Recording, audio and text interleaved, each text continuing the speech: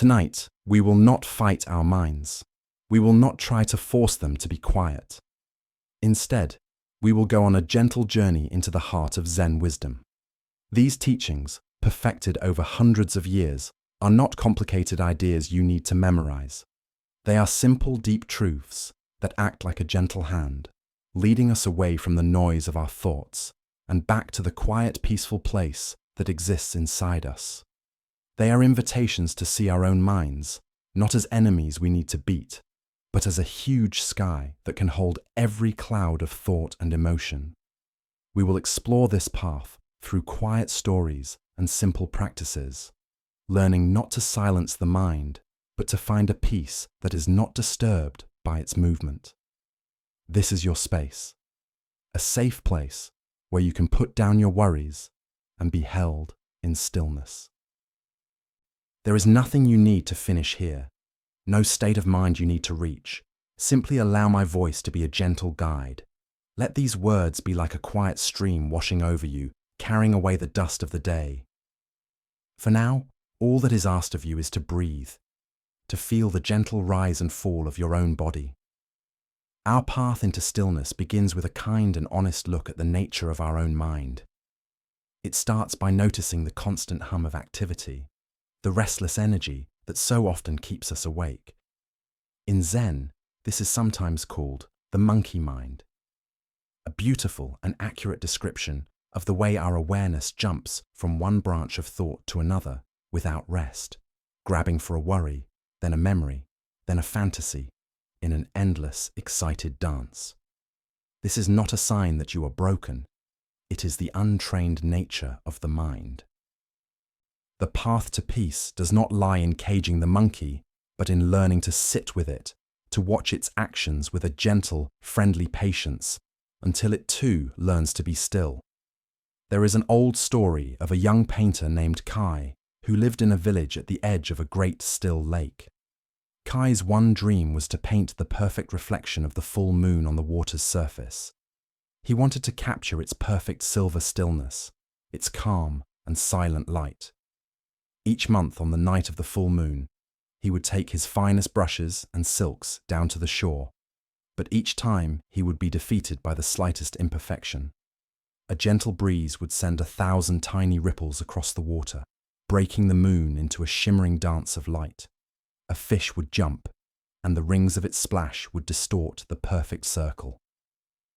An insect would land on the surface, sending out subtle tremors. Frustrated, Kai tried to control the lake. He would throw small pebbles into the water, hoping to cancel out the ripples, but this only created more chaos. He would hold his breath as if his own stillness could command the lake to be still. He grew more and more upset, and his paintings were tight, frustrated, and lifeless. One night, an old monk who lived in a small temple on the mountainside came down to the shore and saw the young painter's distress. He watched for a while as Kai grumbled at the wind and scowled at the dancing reflection. The monk sat down on a rock beside him.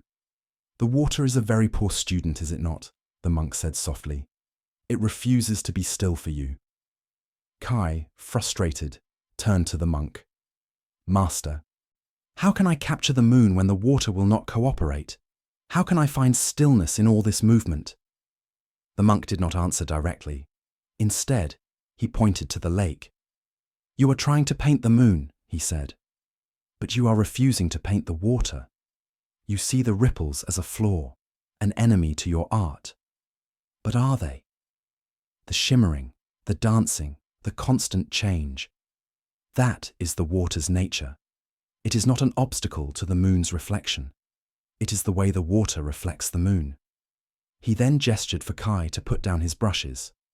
"For tonight," the monk said, "do not be a painter. Be the lake. Simply sit. Feel the breeze on your skin as the water feels it. When a thought of frustration arises, let it be a ripple. Do not fight it. Do not try to smooth it. Just watch it spread and then dissolve. Watch the thoughts. Watch the water. Watch the moon. Do not try to make them be anything other than what they are." Kai, having no other ideas, did as the monk said. He sat in the quiet darkness, and for the first time, he simply observed. He watched his own thoughts of impatience arise and fade. He watched the water shimmer and move. And in that watching, a deep quietness settled over him. He realized his own upset was the biggest disturbance of all.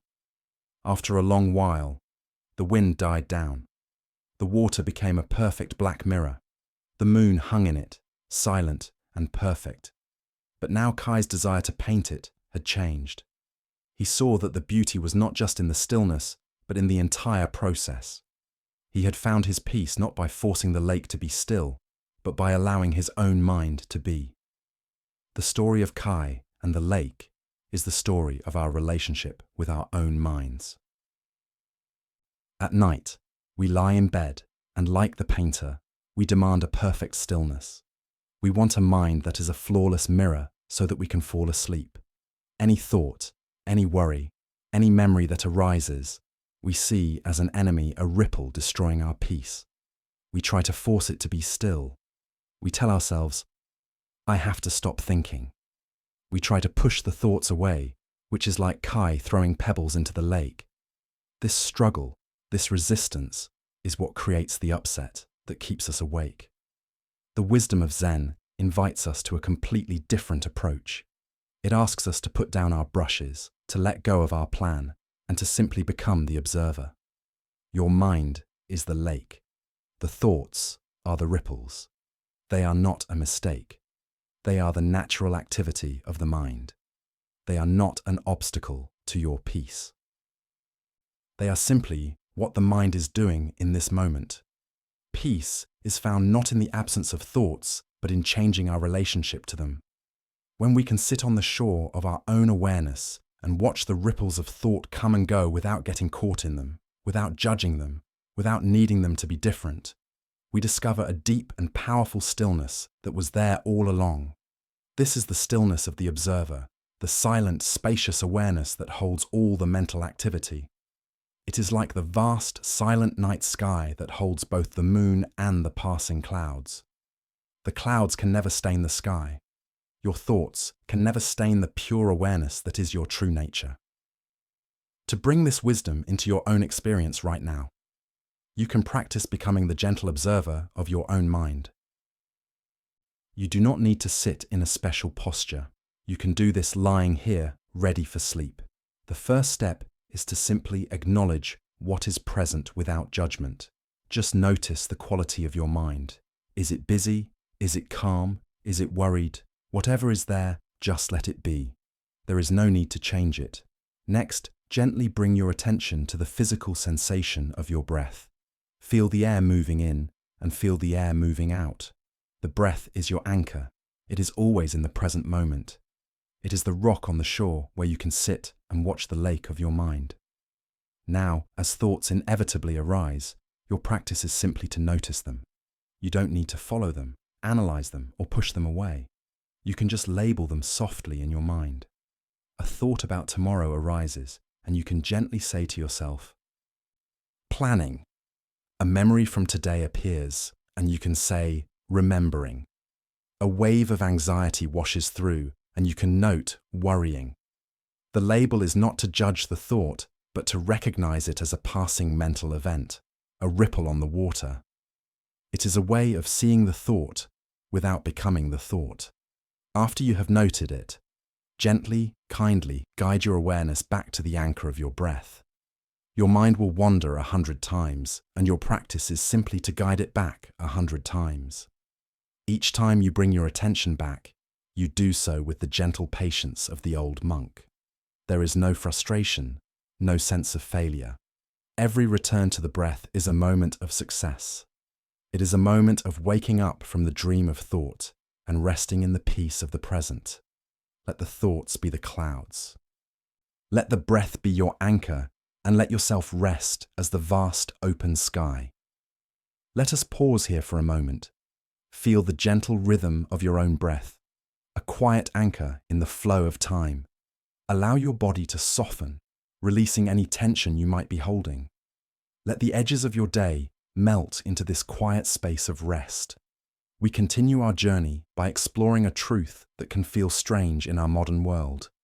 It is the wisdom of non-doing. Our lives are often built around effort, trying hard, and achievement. From the moment we wake up, we are in a state of doing, working, planning, organizing, fixing. We are taught that success comes from trying harder. This mindset is so deeply planted that we bring it with us to bed. We see sleep not as a natural process of surrender, but as another task to be finished, another goal to be achieved. We lie down and we think I need to fall asleep now, and then we begin to try. This very effort, this trying, is often the very thing that keeps sleep at bay. Zen wisdom invites us to explore the powerful power of wui, or effortless action, the art of letting go of the struggle and allowing things to happen in their own time. In a village known for its skilled woodworkers, there lived a young carpenter named Lin. Lin was strong and ambitious, and he believed that the key to mastery was force and control. When he worked with a piece of wood, he would fight it. If the grain was difficult, he would use all his strength to force his chisel through it. If a board was warped, he would try to clamp it into submission. His workshop was a place of struggle, filled with the sounds of grunting, splintering wood, and frustrated sighs. His work was functional, but it was always rigid, lacking the life and grace of the pieces made by the old master of the village. The old master, whose name was Wei, worked in a small, quiet workshop by the river. He was old and frail, yet his creations were flowing and beautiful. People said he did not carve the wood, but simply revealed the shapes that were already hiding within it. One day, Lin, humbled by another day of fighting a stubborn piece of oak, went to watch the master work. He was amazed. Wei seemed to use almost no effort. His hands moved in a slow, patient dance with the wood. He would spend a long time just holding a piece of timber, feeling its weight, tracing its grain with his fingers, as if he were listening to it. His chisel did not seem to cut the wood, but to follow a path that the wood itself offered. Master Lin said, "I use all my strength and my work is clumsy. You use almost no strength and your work is alive. What is your secret?" Wei smiled and put down his tools. He picked up 2 small sticks from the floor. "This," he said, holding up one stick horizontally, "is your will, and this holding the other stick vertically is the will of the wood, the way it grew, its own nature. You try to force your will directly against the wood's will," he said, pressing the 2 sticks together in a cross shape. There is much effort, much resistance, much splintering. Then he took the stick representing his will and laid it alongside the stick representing the wood pointing in the same direction. "I do not place my will against the wood," he said softly. "I listen to the wood. I learn its nature, its strengths, its weaknesses. And then I place my will alongside its own. We travel in the same direction. There is no struggle. The wood shows me how it wants to be shaped, and I simply help it along. The art is not in forcing, but in listening and aligning." The old master's wisdom is the very heart of the practice of falling asleep. Sleep, like the grain of the wood, has its own nature, its own will. It is a natural process of the body and mind, a state of deep surrender. It cannot be forced by our will. The more we try to clamp it down and control it, the more it resists. When we lie in bed, our minds buzzing with the command sleep. Now we are pressing our will against the natural flow. This creates tension, anxiety, and a state of being too alert that is the exact opposite of the state required for sleep. We check the clock, calculating how many hours we have left. We get frustrated with our own minds. We are at war with the present moment, trying to force a future state of being to arrive. This is the struggle of Lin in his workshop. The wisdom of non-doing invites us to become like the Master Wei. It invites us to stop fighting and start listening. It asks us to align ourselves with the natural process of rest, rather than command it. This means letting go of the goal of falling asleep. It sounds backwards, but the moment we release the desperate need to sleep is often the moment the door to sleep can finally open. This is a deep act of trust. It is trusting that your body knows how to rest. It is trusting that if you simply create the right conditions, a quiet room, a comfortable bed, and a mind that is at ease, sleep will arise naturally in its own time. The art is not in trying to sleep, but in letting go of everything that stands in the way of sleep. To practice this art of non-doing, you can begin by shifting your intention. As you lie here, consciously let go of the goal of falling asleep. Replace it with the simple intention to rest. Resting is something you can do. Sleeping is something that happens. Let your only job for the next little while be to rest your body and mind as best you can. Begin with the body. Bring your awareness to all the points where your body is making contact with the surface beneath you. Feel the weight of your head on the pillow. Feel the weight of your shoulders, your back, your hips, your legs. With each out-breath, imagine you are letting go just a little bit more, allowing yourself to be held completely. Let gravity do the work. You do not need to hold yourself up. You can surrender your weight. Next, bring this attitude of surrender to your muscles. Gently scan your awareness through your body and wherever you notice tension. Simply acknowledge it without needing to fix it. Notice the small muscles around your eyes. You do not need to try to relax them. Simply bring your awareness there and give them permission to be soft. Notice your jaw. Invite it to release its grip. Notice your shoulders. Invite them to drop away from your ears. This is not another task. It is a gentle allowing, a process of letting go. Finally, extend this attitude to your mind. Allow your thoughts to come and go without needing to control them. Let them be there. Your only task is to rest in the awareness behind the thoughts. You can use a gentle, silent phrase to support this state of surrender. With each in-breath, you might say to yourself, I have nothing to do. And with each out-breath, I have nowhere to go. This is a bold act of contentment with the present moment. You are not trying to get to sleep. You are resting fully right here, right now. By stopping the struggle, you are creating the perfect conditions for the grain of the wood to reveal its true shape. You are allowing the river of rest to carry you easily into the deep ocean of sleep. Our journey now brings us to the importance of finding our center. So much of our modern life pulls our energy upwards and outwards. Our attention is constantly drawn out to screens, to sounds, to the demands of others. Our mental energy gets concentrated in our heads, caught in the endless loops of thinking, analyzing, and worrying. This can leave us feeling ungrounded, scattered, and top-heavy, like a tree with no roots.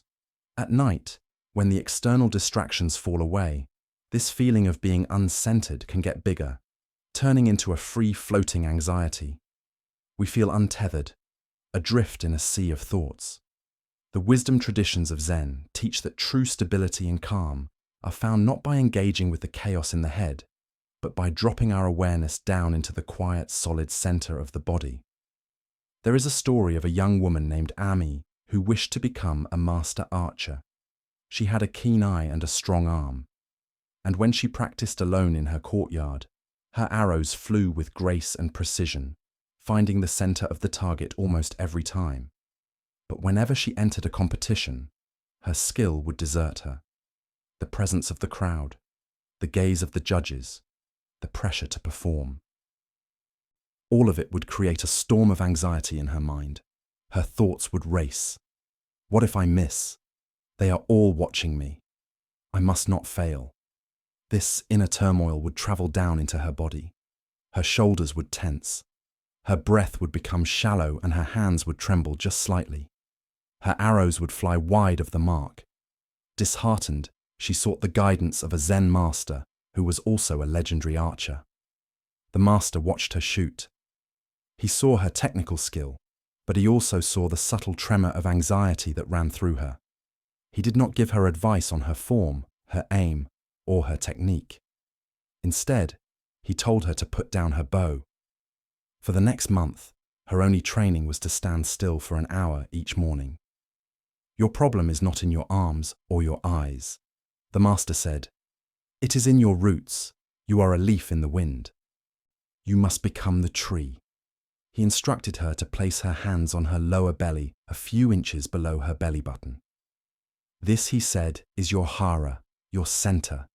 It is the root of your energy. All the frantic thoughts in your head are like leaves rustling in a storm. Do not waste your energy trying to calm the leaves. Bring your attention down out of the storm in your head and into the silent earth of your center. Breathe into this place. Feel its solidity. Learn to live here. Ami practiced this diligently. At first it was frustrating. Her mind would constantly wander back up into its usual patterns of worry, but she would gently guide it back down again and again to the quiet feeling of her breath in her belly. Slowly, she began to feel a change. She felt more grounded, more solid, as if she were drawing energy up from the earth itself. The constant chatter in her head did not disappear, but it seemed more distant, less important. It was just the sound of the wind. It was no longer her. When the master finally allowed her to pick up her bow again, she stepped onto the range with a new sense of presence. The crowd was still there. The pressure was still there. But she had a place to anchor herself. As the familiar thoughts of fear arose, she did not fight them. She simply kept her awareness rooted in her center. In the slow, deep rhythm of her breath, she drew the bow. Her arms relaxed, her mind quiet, her energy coming from that deep, stable place. The arrow flew silent and true and buried itself in the very center of the target. Ami's journey from the head to the hara is the journey we are all invited to take, especially when we are seeking rest.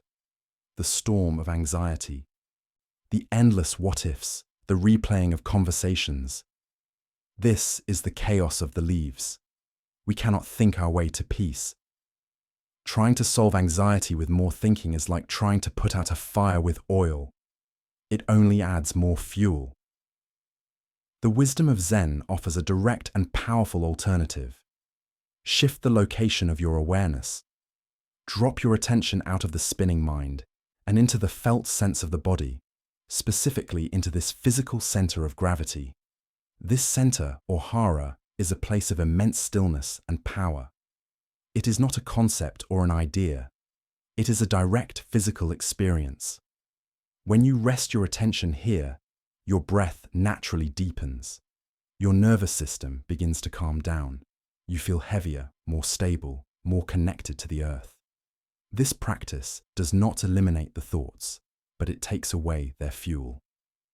By unhooking your awareness from the storyline of your worries and anchoring it in the simple physical reality of your body, the thoughts lose their power over you. They may continue to rustle, but you are no longer a leaf being tossed about by them. You are the tree-rooted, grounded, and unshakably present. This shift from thinking to feeling is one of the most direct paths to the deep calm that comes before sleep. To begin growing this connection to your center, you can practice a simple grounding meditation right now. As you lie here, if it feels right, you can gently place one or both of your hands on your lower belly. This physical touch can help guide your awareness. Now begin to direct your breath into this space. As you breathe in, imagine the breath traveling all the way down beneath your hands, filling your belly like a soft balloon. As you breathe out, feel the gentle falling, the release. Don't force the breath. Just create a gentle invitation for it to deepen. Feel the warmth from your hands sinking into your body. Feel the gentle rhythmic movement under your hands. Let this be the entire focus of your attention. Your mind will surely wander back up into thought. When it does, notice this without any criticism. Acknowledge the thought, and then gently, patiently guide your awareness back down to the feeling of warmth and movement in your center. You can imagine that with every out-breath, you are sinking a little deeper into the mattress, becoming heavier, more solid. You can visualize a small, warm, heavy ball of golden light in your hara, an anchor of calm and stability. When a wave of worry or a distracting thought passes through your mind, imagine it is just a cloud high up in the sky. You are not the cloud. You are resting deep below, rooted to the earth, grounded in the quiet, stable center of your own being. Let this feeling of groundedness be your refuge tonight. There is no need to go anywhere or solve anything. Simply rest here at your core and let the world spin on without you for a while. Having found a sense of groundedness in our center, we can now look at the contents of our minds with a softer, kinder gaze. So often what keeps us awake at night is the voice of our own inner judge. As the world goes quiet, this internal critic can become loud, replaying the day's events and pointing out every mistake, every perceived failure, every moment we fell short of our own ideals. We lie in bed and judge our performance, holding ourselves up to a standard of perfection that we would never demand of a friend. This relentless self-criticism is exhausting. It creates a state of internal conflict that is the enemy of rest. Zen wisdom offers a powerful solution to this poison of perfectionism. It is the gentle and deep teaching of wabi-sabi, the art of finding beauty in the imperfect. There is a story told of a young potter named Kenji who was obsessed with perfection. He worked tirelessly at his wheel, his brow furrowed in concentration, his goal to create the perfect tea bowl. For him, this meant a bowl that was flawlessly symmetrical, with a smooth, unbroken glaze, and a weight that was perfectly balanced. He was a gifted craftsman, but his obsession was his torment. For every bowl he kept, he would smash 100.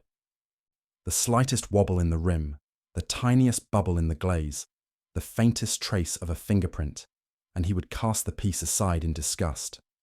His workshop floor was a graveyard of his own high expectations. One day, the most respected tea master in the province announced he was passing through the village. It was a great honor. The village elder asked Kenji to create a bowl worthy of being used by the master. This was the chance Kenji had been waiting for, the ultimate test of his skill. He threw himself into his work with a desperate intensity. For weeks, he barely ate or slept. He made bowl after bowl, each one more technically perfect than the last. But none of them felt right.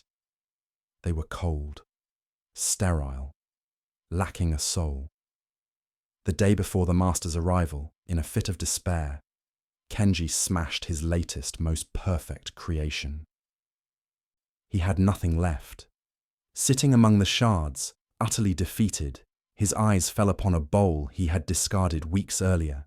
It was a simple, humble bowl he had made absent-mindedly at the end of a long day. It was deeply imperfect. One side was slightly higher than the other, and a small dark crack had appeared in the glaze during the firing, a mark he had previously seen as an unforgivable flaw. But now, in his state of surrender, he saw it differently. He saw the gentle curve of the lopsided rim. He saw the way the crack gave the bowl a history, a story. It felt real. It felt alive. Having no other choice, he humbly presented this imperfect bowl to the tea master. The next day, the master accepted the bowl, held it in his hands, and was silent for a long time. He turned it over and over, his thumb gently tracing the line of the small crack. Kenji held his breath, expecting to be shamed, but then the master looked up, and his eyes were filled with a deep appreciation. "This," the master said softly, "is a bowl that understands tea. It is a bowl that understands life. It does not pretend to be something it is not. Its flaw tells the story of its journey through the fire. It is beautiful." The tea master's wisdom speaks directly to the heart of wabi-sabi.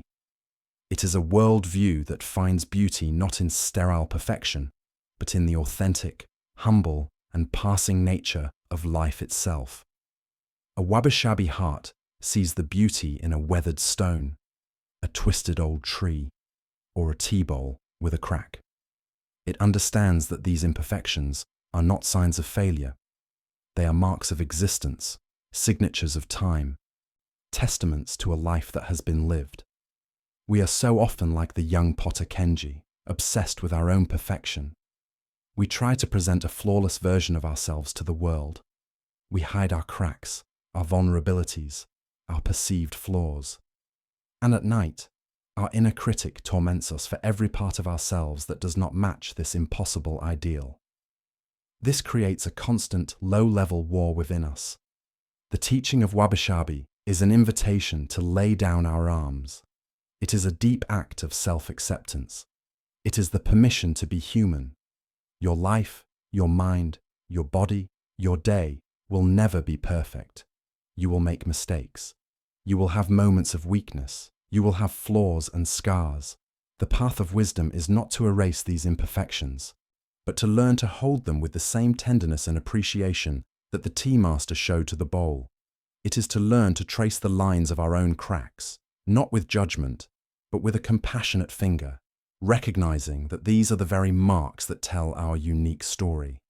They are what make us real, what give us character, what make us beautiful.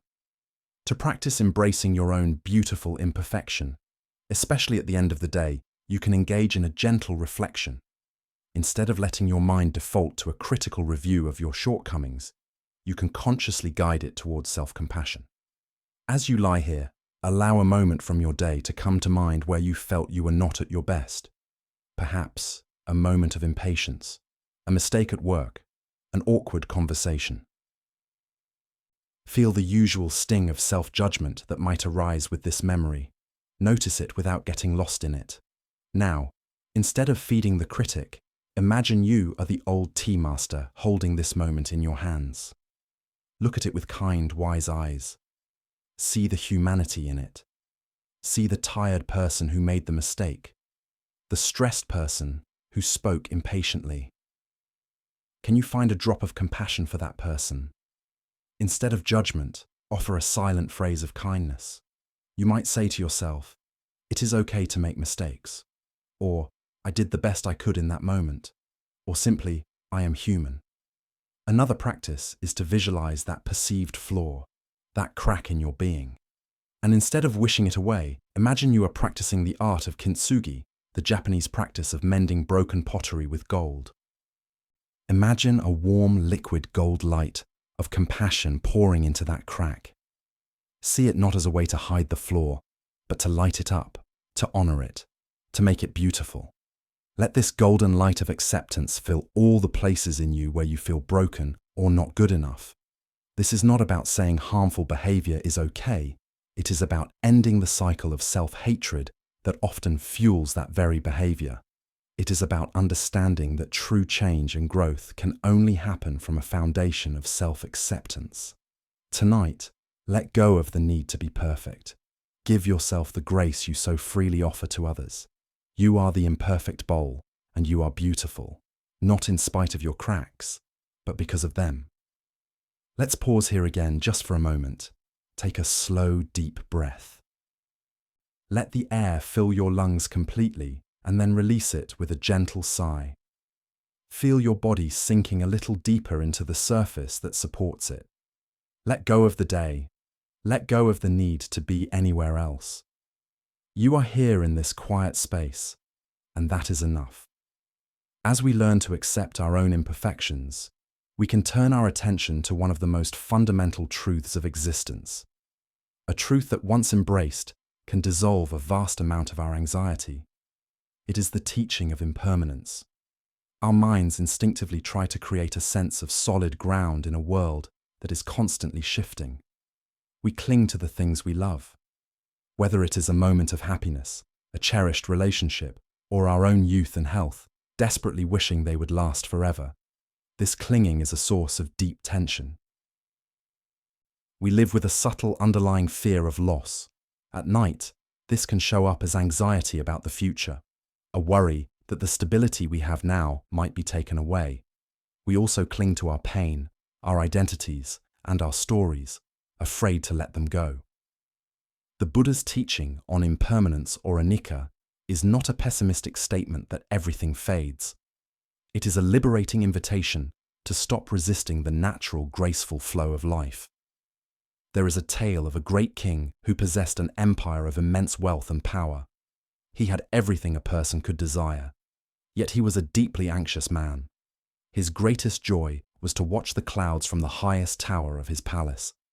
He loved their magnificent shapes, their brilliant colors at sunrise and sunset. He saw them as symbols of perfection and beauty. But his joy was always tinged with sadness because he knew that the most beautiful cloud would inevitably drift away, change its shape, and disappear. This passing tormented him. He became obsessed with the idea of possessing one perfect cloud.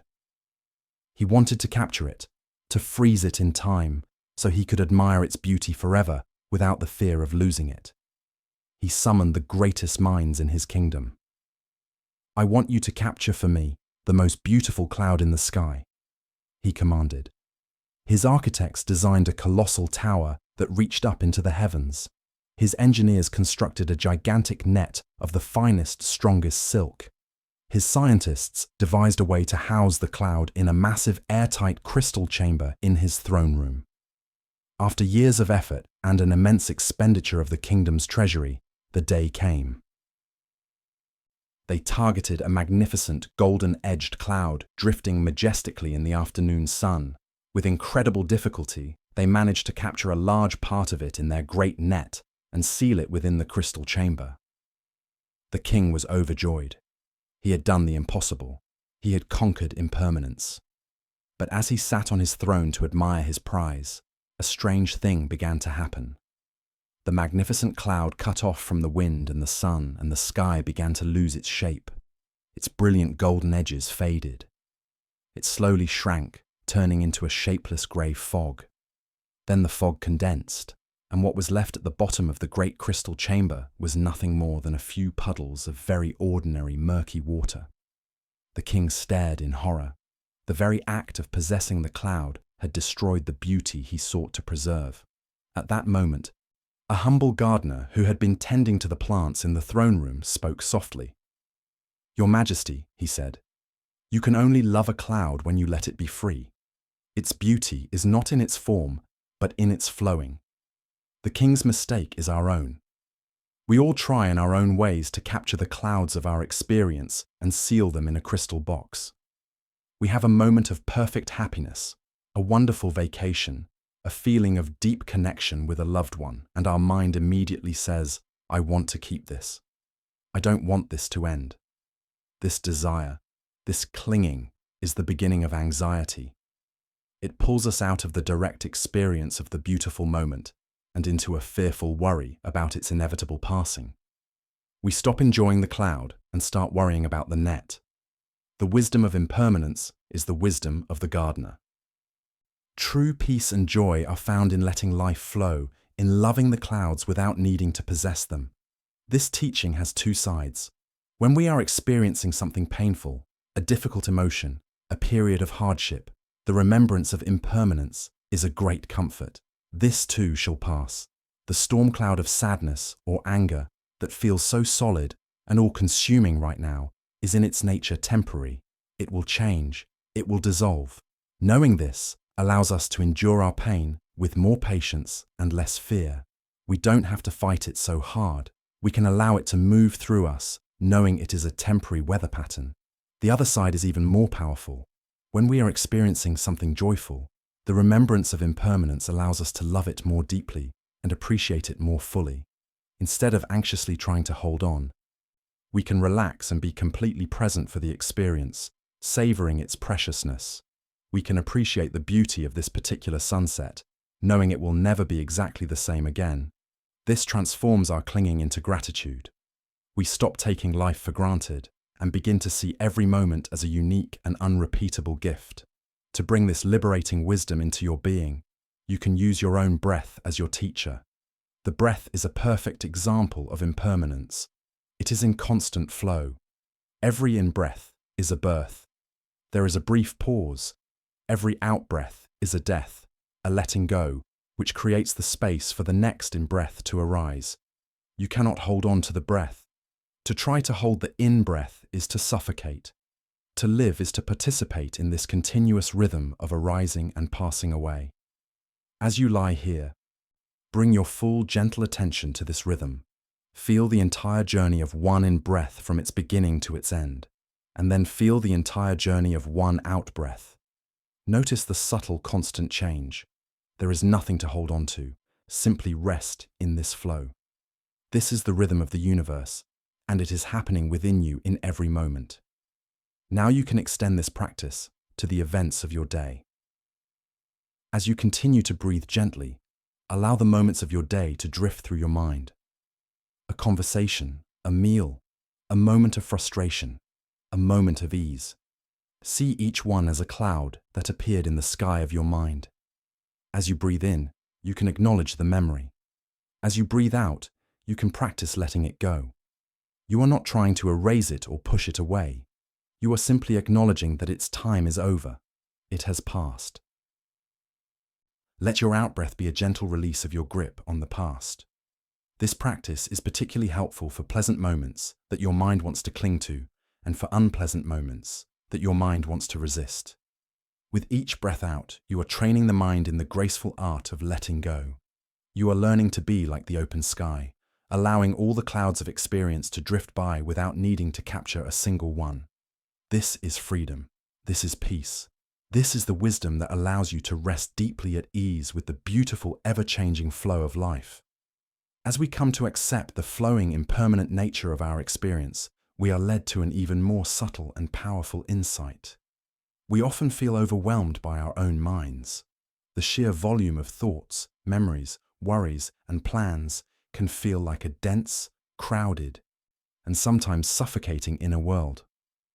We experience our thoughts as being very solid and very real, and most importantly, we experience them as being me.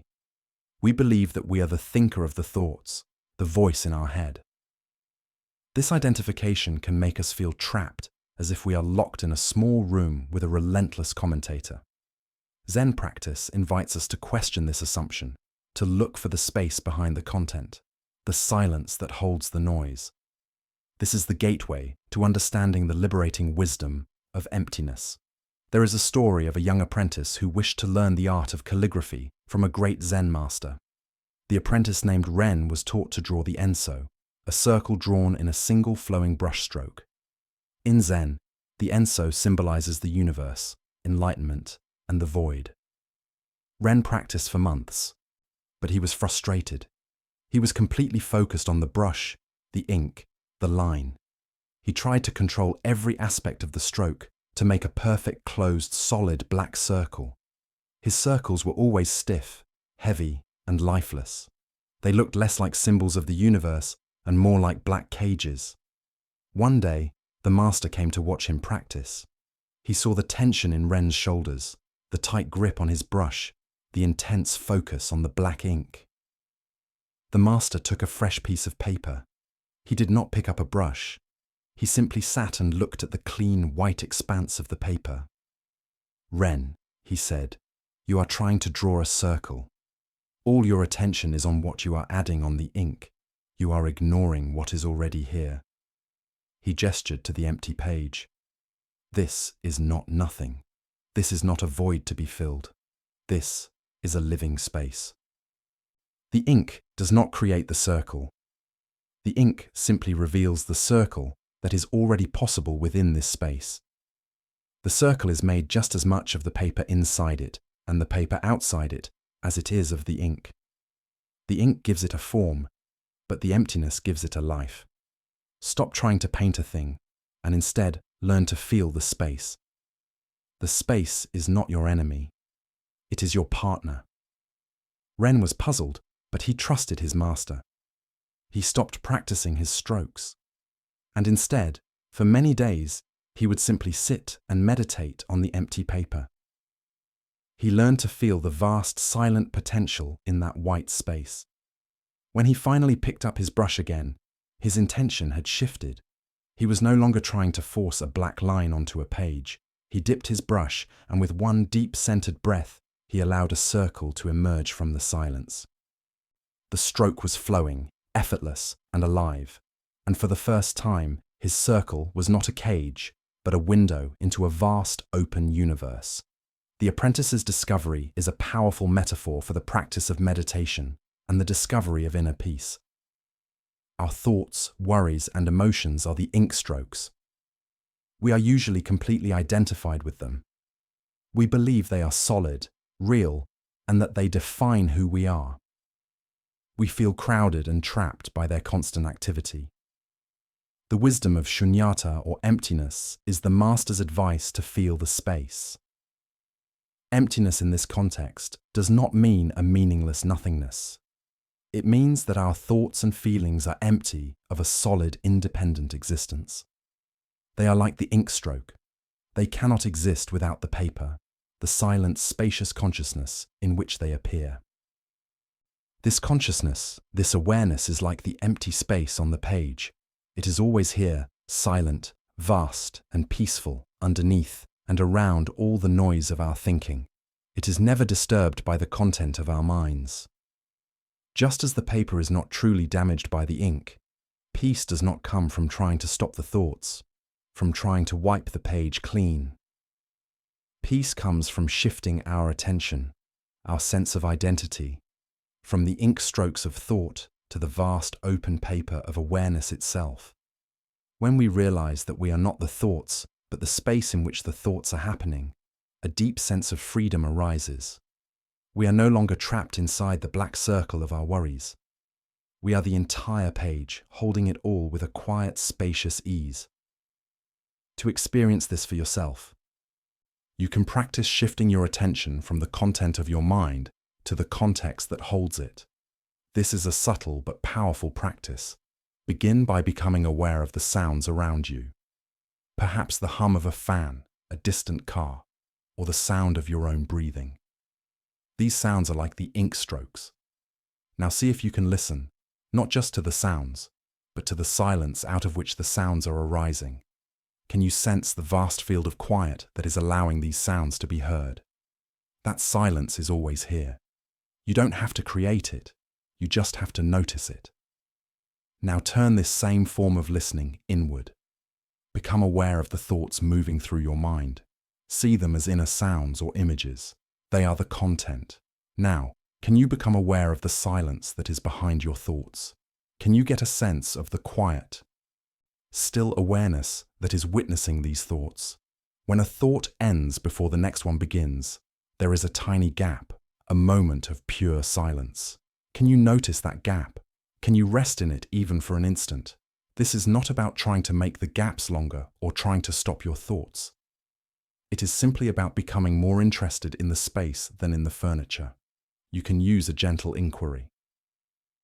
As a thought arises, you can ask yourself, what is it that is aware of this thought? Don't look for a verbal answer. Instead, feel into the silent knowing presence that is here before the thought, during the thought, and after the thought. This presence is your true nature. It is spacious, peaceful, and free. By gently shifting your identity from the passing thoughts to the timeless awareness that holds them, you discover an unshakable peace that is not dependent on your mind being quiet. You find the freedom of the empty page, a space vast enough to hold the entire universe. When we learn to see the vast empty space of our own awareness, we realize it is not a cold void, but a space of infinite potential. It is a space that can hold not only our thoughts and worries, but also a boundless capacity for warmth, kindness, and connection. So often, our suffering makes us feel contracted and isolated. We become trapped in the small, lonely world of our own problems. Our hearts, in an attempt to protect themselves, can grow hard and closed at night. This feeling of separation can be especially strong. The wisdom of the Buddhist path teaches that the ultimate healing for this sense of isolation is the intentional growing of compassion for ourselves and for all others. It is the practice of recognizing that we are all interconnected and that an open heart is a peaceful heart. There is a story of a monk named Deva who lived in a monastery perched on a cliffside overlooking a wide flowing river. Deva was a man of great discipline and intellect. He knew the scriptures inside and out, and his meditation was focused and sharp, but his heart was like a stone. He looked down upon the villagers who lived alongside the river. Seeing their chaotic lives, their struggles, and their attachments as signs of their spiritual immaturity, he felt separate from them above them. He believed the path to enlightenment was a solitary one, a journey of rising above the messiness of the world. One year, a severe drought struck the land. The rains did not come, and the great river began to shrink. Day by day it receded, leaving behind vast plains of cracked mud. The life of the entire valley, which depended on the river, began to suffer.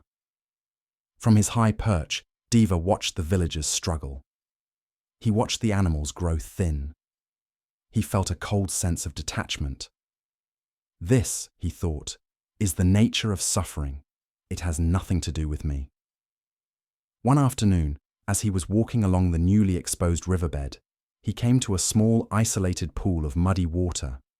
Trapped in the pool, flapping weakly, was a single, small fish. Deva's first thought was one of philosophical detachment. This is its karma. This is the nature of impermanence. He was about to walk on, but something made him pause. He looked at the fish, its gills gasping for oxygen, its body covered in mud, its life force slowly fading. In that moment, for the first time, he did not see a separate creature whose fate was disconnected from his own. He felt a sudden sharp pang in his own chest, a reflection of the fish's desperate struggle to breathe. He felt its thirst. He felt its fear. He saw his own struggle for peace reflected in this tiny creature's struggle for life. The stone wall around his heart cracked. Without another thought, he waded into the mud, gently scooped up the fish in his hands, and carried it down river to where the main channel still flowed, releasing it into the deep water. As he watched it swim away, a deep shift occurred within him. He realized that the river was not just the water flowing in the valley. The river was the flow of life itself that connected him to the fish, to the villagers, to every being. Their suffering was not separate from his. It was a shared experience. He walked back to his monastery, not as a man who was above the world, but as a man who was deeply compassionately a part of it. His meditation from that day on was no longer a cold, sharp discipline, but a warm, expansive practice of holding all of life in his heart. Deva's awakening by the river is the very essence of compassion or karuna. It is the moment we stop being a detached observer of suffering and allow ourselves to feel our connection to it. Compassion is not pity, which looks down from above. Compassion is empathy, the ability to feel with another, to recognize our shared vulnerability. It is the sincere wish for all beings to be free from their suffering. This deep state of heart is often paired with its close sibling metta, or loving kindness, which is the sincere wish for all beings to be happy and well together. They are the two wings of the bird of awakening. The intellect and wisdom are one wing, but without the other wing of compassion, we cannot fly. This practice is the most powerful solution to the states of mind that keep us from rest, fear, anger, judgment, and loneliness.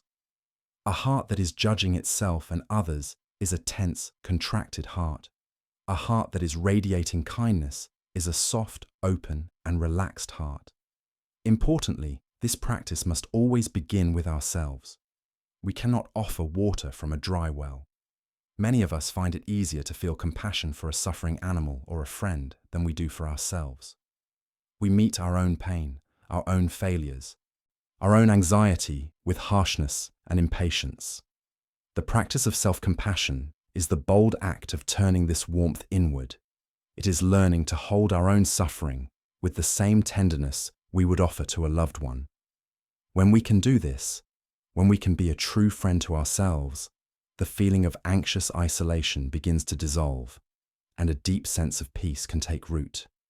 To begin watering the seeds of compassion in your own heart, you can practice a simple loving-kindness meditation as you prepare for sleep. This practice is not about forcing a feeling, but about gently setting an intention. The sincere wish is what matters. Find a comfortable position, and if it feels natural, place a hand over the center of your chest. This physical gesture can be a reminder of tenderness.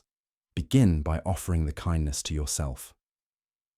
Silently, slowly repeat these phrases in your mind, letting them be a gentle wish, a soft prayer. May I be safe. May I be happy. May I be healthy. May I live with ease. As you repeat the phrases, just allow whatever feelings are there to be there. If you feel resistance or unworthiness, just notice that with kindness too.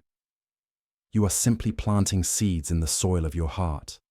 Continue for a few minutes, offering this unconditional goodwill to your own being. After a while, bring to mind someone you love easily, a friend, a family member, a pet. Picture them in your mind and begin to direct the phrases toward them. May you be safe. May you be happy. May you be healthy. May you live with ease. Feel the natural warmth in your heart for this being and let the words be carried on that warmth. Then, if you feel able, you can expand the circle. You can bring to mind a neutral person, perhaps a neighbor or a coworker.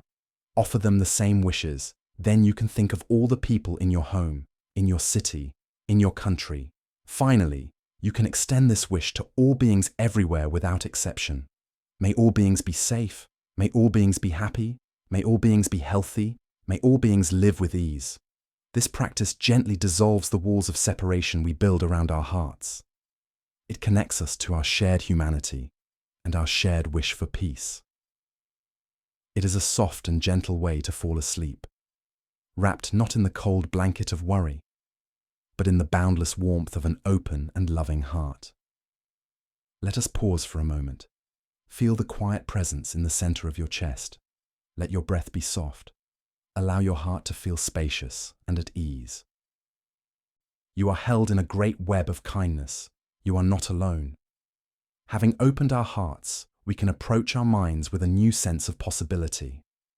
Often our inner world can feel like a chaotic wilderness, a tangled jungle of thoughts and emotions over which we have no control.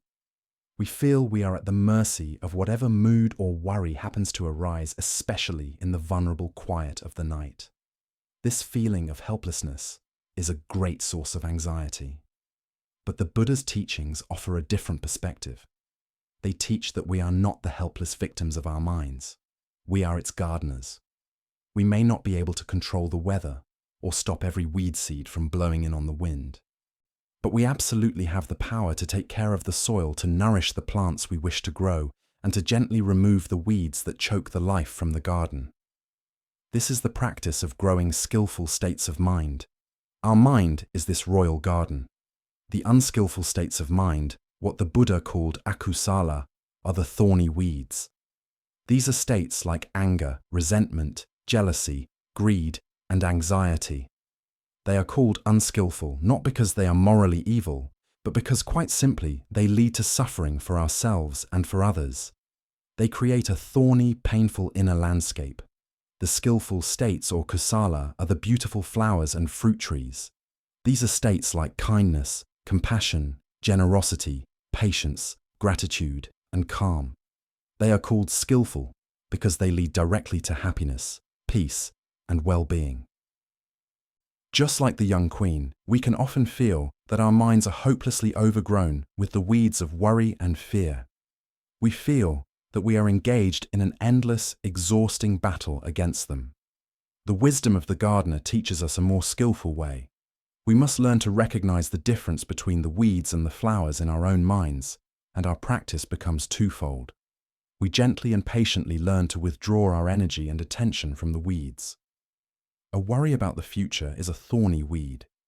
When we notice it, instead of getting tangled in its story and watering it with our focused attention, we can gently acknowledge it and then turn our minds elsewhere.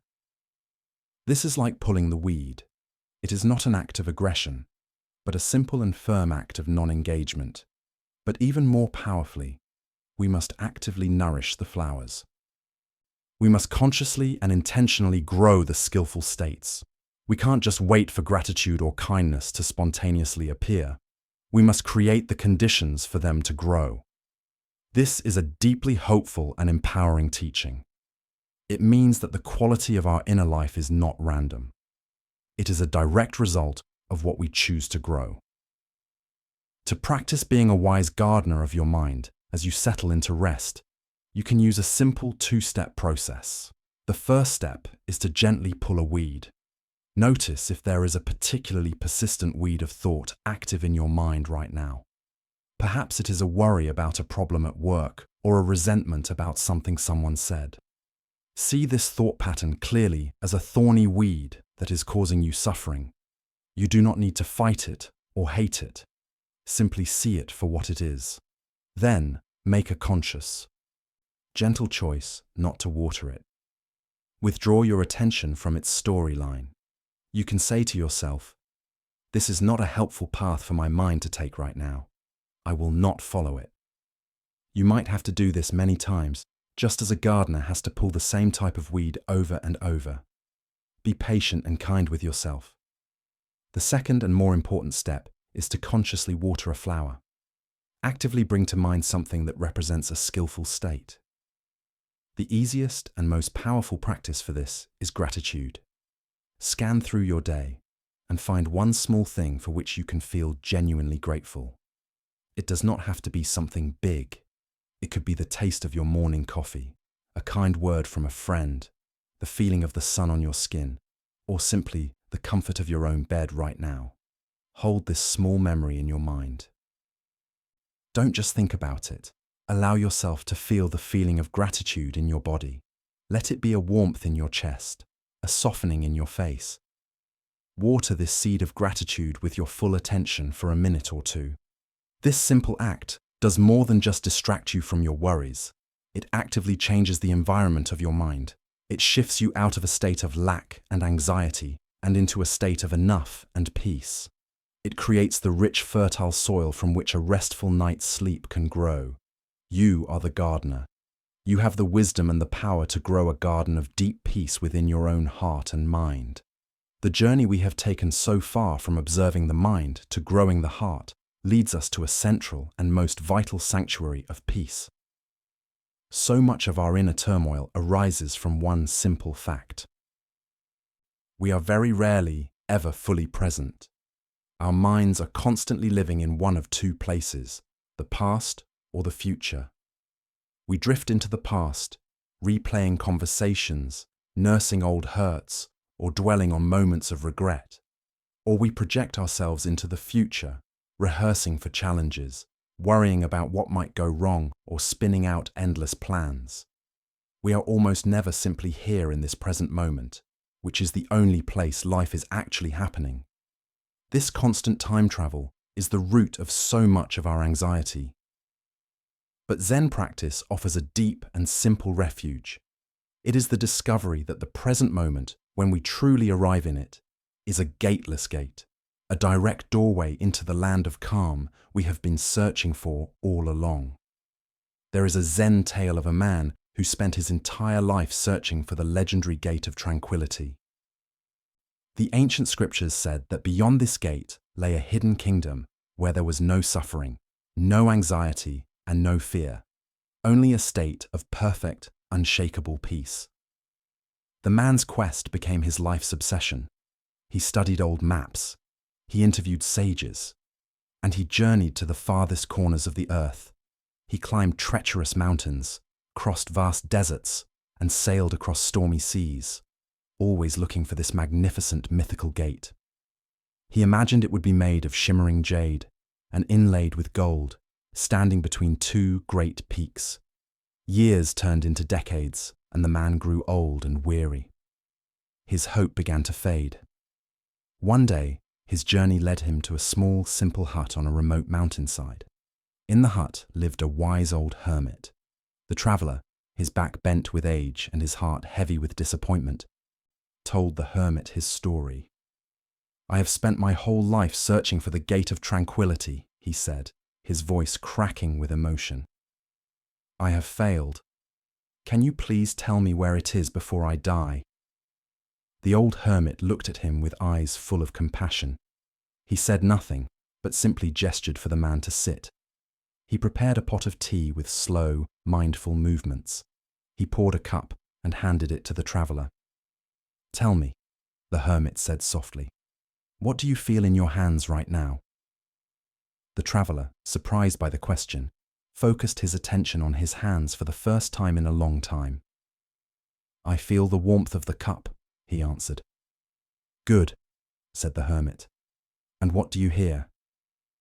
The traveller listened.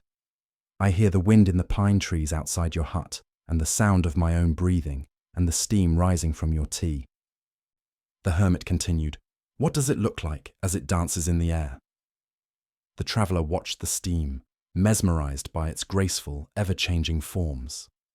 In that moment, watching the steam, feeling the warmth, hearing the wind, his frantic, searching mind grew still. A sense of peace that he had never known washed over him. He looked at the hermit, his eyes wide with realization. The hermit smiled, a deep, knowing smile. "You have been searching the whole world for a great gate to enter," he said. "But the gate of tranquility is not a place you arrive at. It has no gate. It is always here. The feeling of the warm cup in your hands, that is the gate. The sound of the wind, that is the gate.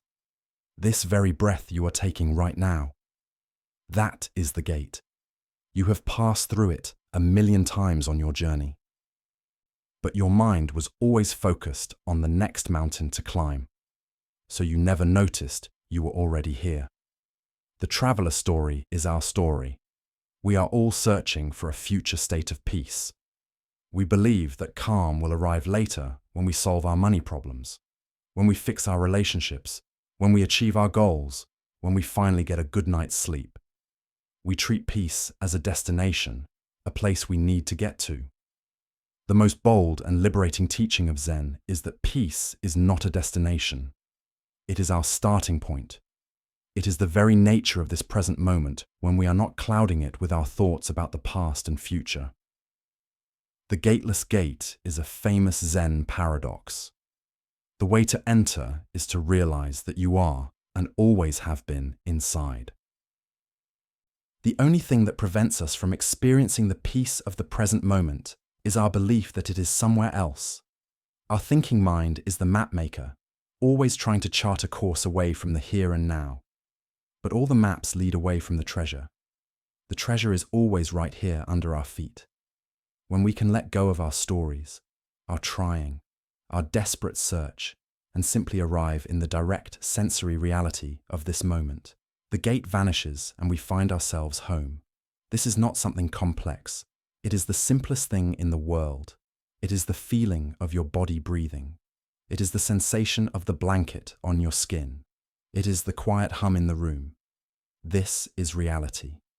And in this simple, direct reality, untangled from our mental stories, there is a deep and simple peace. To practice walking through the gateless gate and finding your refuge in the present moment, you can use your senses as anchors. This practice gently coaxes your attention out of the abstract world of thought and into the tangible reality of the here and now. As you lie here, begin by gently opening your awareness to the sense of hearing. Listen. What sounds can you hear? Don't strain to listen. Just let the sounds come to you. You might hear the faint sound of your own breath. You might hear a quiet hum in the room. You might hear nothing but a deep silence. Whatever is there, just receive it without judgment. Let your awareness be like a vast open space in which these sounds arise and pass away. Now bring your awareness to the sense of touch. What can you feel? Notice the points of contact between your body and the bed. Feel the weight of the blankets upon you. Can you feel the sensation of the air on your exposed skin, on your face or hands? Can you feel the subtle, internal sensations within your body? A feeling of warmth or coolness or tingling. Just rest your attention in this world of pure sensation, without needing to label it or think about it. Just feel. Next, you can bring your awareness to the sense of smell. Without moving, can you detect any subtle sense in the air? Perhaps the clean smell of your pillowcase or the faint scent of the night air. It does not matter if you smell anything or not. The practice is in the gentle act of being open and receptive to the present moment through your senses. Each time you notice your mind has wandered off into a story about yesterday or tomorrow, see that as the traveler looking at his map again. Smile gently at this habit of the mind, and then kindly, and firmly guide your attention back. Back to the sound of the breath, back to the feeling of the blanket, back to the simple, undeniable reality of this moment. This is the only gate you need. And it is always open. Welcome home. As we learn to rest in the simple open gate of the present moment, we begin to notice the patterns of our own minds with greater clarity. We may see that even when we are not lost in the past or future, certain repetitive thoughts and feelings arise again and again, like recurring melodies in a song. We can feel trapped by these habits of mind, as if we are the victim of a mysterious inner force that dictates our moods and our fears. This feeling of being stuck is a deep source of suffering. The wisdom of the Buddha offers a liberating perspective on this experience. It is the teaching of karma which reveals that we are not the passive victims of our minds, but the active creators of our inner world. There is an old teaching story about a young boy who was wandering in the high mountains and found himself in a vast circular valley surrounded on all sides by towering rock faces. He had never been there before, and as a wave of fear and loneliness washed over him, he cried out, "I hate you." Immediately, from the cliffs all around him, a voice echoed back, "I hate you." The boy was startled and grew angry. He thought there was another mean-spirited boy hiding in the rocks, mocking him. He balled his fists and shouted, "You are a coward!" And from all around the valley answered, "You are a coward!" The angrier he got, the more insults he hurled at the valley, and the more insults the valley hurled back at him. Finally, terrified and in tears, he ran down the mountain and back to his home. He told his mother that there was a horrible, angry boy living in the mountain valley who had screamed terrible things at him. His mother, who was a wise woman, understood what had happened. She looked at her son with a gentle smile. "That is the valley of the echo," she said. "The valley has no anger of its own. It only holds what is given to it and gives it back to you. The anger you heard was your own.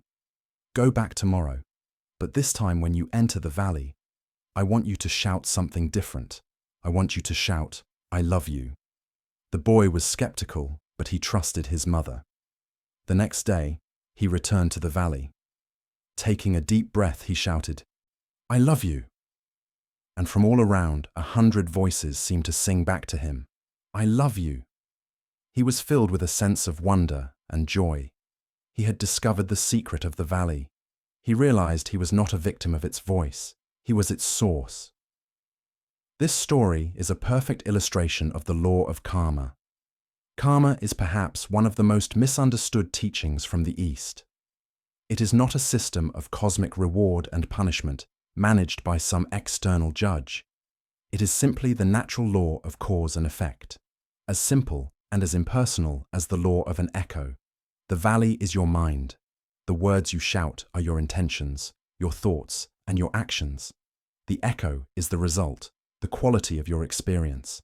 The Buddha taught that the most crucial element of karma is intention, the volition or will behind an action. It is the quality of our intention that plants the seed.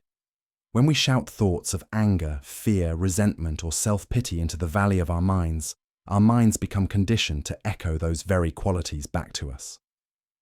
We create mental habits, neural pathways that make it easier and easier for those same thoughts and feelings to arise in the future. We become trapped in a resonant chamber of our own making, wondering why our inner world is so hostile. This is not a punishment. It is simply the nature of the mind. The most beautiful and empowering part of this teaching is that it is never too late to change the echo. In any given moment, no matter how much negativity has been echoed in the past, we have the power to shout a new word into the valley.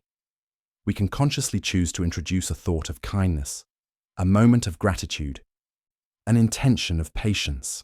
At first, this new shout might seem drowned out by the old echoes, but if we persist, if we continue to consciously grow skillful intentions, the entire resonance of our mind begins to change.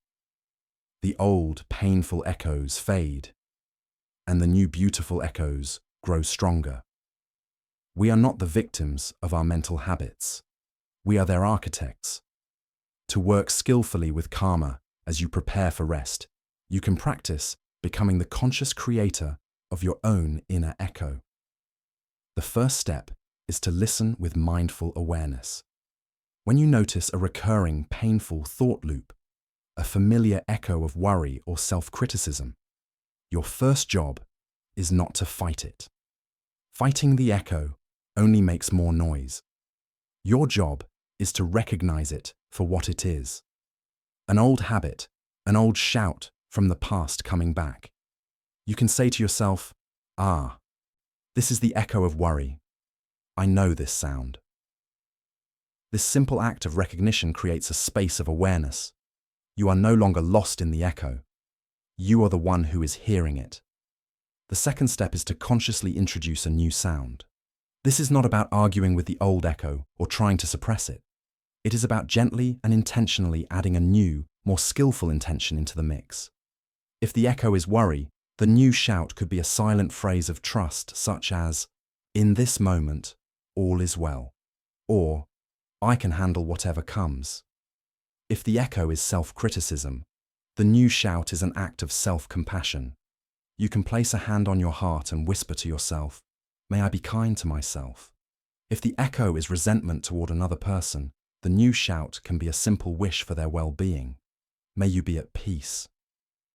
This practice is not about pretending you don't feel what you feel. It is a deep act of mental hygiene.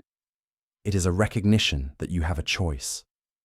You can continue to shout the same painful words into the valley, or you can choose to introduce words that will create an echo of peace, freedom, and well-being. Tonight, you can be the source of a new echo. Plant the seeds for a peaceful tomorrow by introducing a gentle, kind, and loving intention into your mind right now. Let's pause here just for a moment. Feel the quality of this present moment. It is fresh, new, unburdened by the echoes of the past. Take a breath into this freshness. As you breathe out, let go of any old stories. You are here and you are free to begin anew. As we become more aware of our power to shape our inner world, we arrive at another deep layer of Zen wisdom. We begin to see that not only do our intentions create echoes, but our very perceptions create our reality. The fears that keep us awake at night often feel incredibly solid, like dangerous beasts lurking in the corners of the room. The anxiety can feel like a real and present threat to our survival. We believe our feelings are a direct report on an objective reality. But the teachings of Zen invite us to look closer to see that our experience of the world is not the world itself, but a picture of the world painted with the brush of our own mind. And if we are the painter, then we hold more power than we realize. There is a tale of a remote village that was terrorized by the legend of a fearsome tiger that lived in the nearby mountains. No one had ever seen the tiger, but everyone was certain it was there. This fear was fueled by a painting that hung in the village temple. It had been painted centuries ago by a Zen master who was famous for his lifelike art. The painting depicted a magnificent, powerful tiger emerging from a bamboo forest. Its eyes seemed to be alive, and its muscles looked ready to pounce. It was so realistic that it filled all who looked at it with deep, primal fear. A man in the village named Koji was particularly afflicted by this fear. He had the painting in his mind day and night. When he tried to sleep, he would hear the rustling of the bamboo in the wind outside his house and be certain it was the tiger. He could almost smell its scent. He was paralyzed with fear, unable to find a moment's peace. Finally, in desperation, he went to the temple to speak with the resident Zen master. "Master," he said, his voice trembling, "I cannot live like this. The tiger in the painting haunts me. I know it is real. I can feel its presence. I am afraid it will leap from the scroll and devour me and my family." The master listened with deep compassion. He did not tell Koji that his fear was foolish or that the tiger was just ink on paper. He understood that for Koji, the tiger was absolutely real. Instead, The master went to a cabinet and took out a very fine paintbrush and a small pot of ink. He handed them to Koji. "You are right to be afraid," the master said calmly. "The tiger is very powerful, but you have forgotten one very important thing. You have forgotten who holds the brush." He gestured to the painting. "The mind that painted the tiger is the same mind that is now terrified of it. The power that created the threat also has the power to create safety. Go home." Tonight, when you feel the tiger's presence and your fear is at its greatest, I want you to take this brush, dip it in the ink, and paint a strong cage around the tiger. Koji was bewildered, but he was desperate enough to try anything. He went home and waited in terror. As night fell, his fear grew. He heard a low growl that seemed to come from the scroll itself. His heart pounded, but then he remembered the master's words. Trembling, he lit a candle, took the brush, and approached the painting.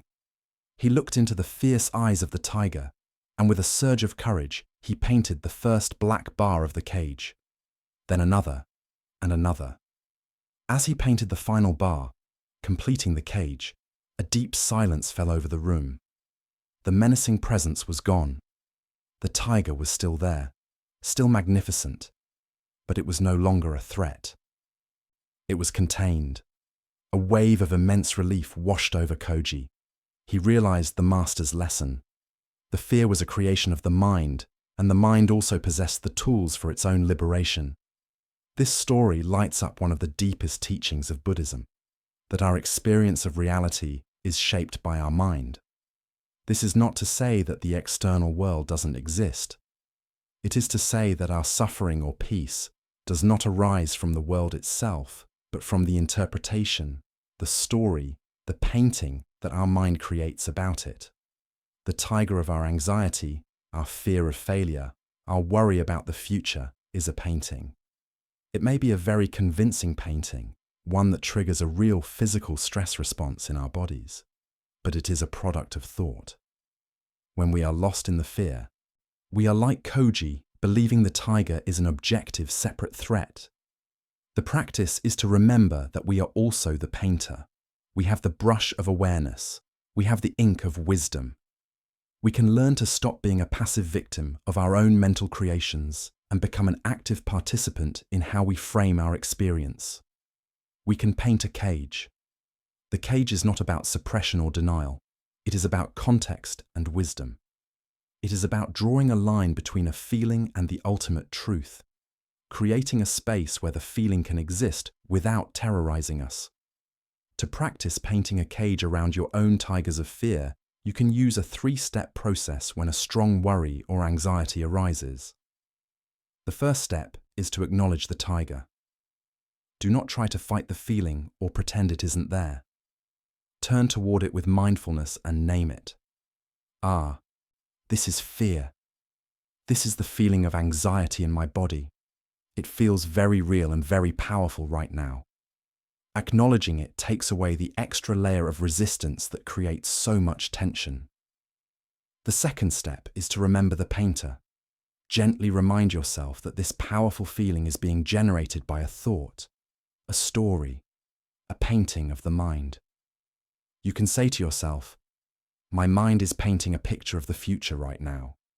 Or, "This is a thought story, not a present moment reality." This simple reminder creates a crucial space of separation. You are not the tiger. You are the one who is aware of the tiger. The third step is to paint the cage. This means consciously applying a frame of wisdom around the fear. The cage can be made of many things. It might be the cage of impermanence, reminding yourself this feeling is intense, but it is not permanent. It will pass. It might be the cage of self-compassion. It is okay that I feel this fear. I can be kind to myself right now. Or it might be the cage of perspective. Asking yourself, what is actually true in this present moment right here, right now outside of this story? By consciously applying these frames of wisdom, you are not trying to destroy the tiger. You are placing it in a context where it is no longer the ruler of your entire inner kingdom. You are containing it with your wisdom, which allows you to find a place of safety and peace, even while the tiger is still visible. As we learn that we are the source of the echo and the painter of the tiger, we might still be left with a feeling of deep loneliness. The night can feel vast and empty, and we can feel like a small isolated self, adrift in the darkness with our fears. The final wisdom we will explore in this part of our journey is the ultimate solution to this feeling of separation. It is the beautiful and deep vision of interconnectedness.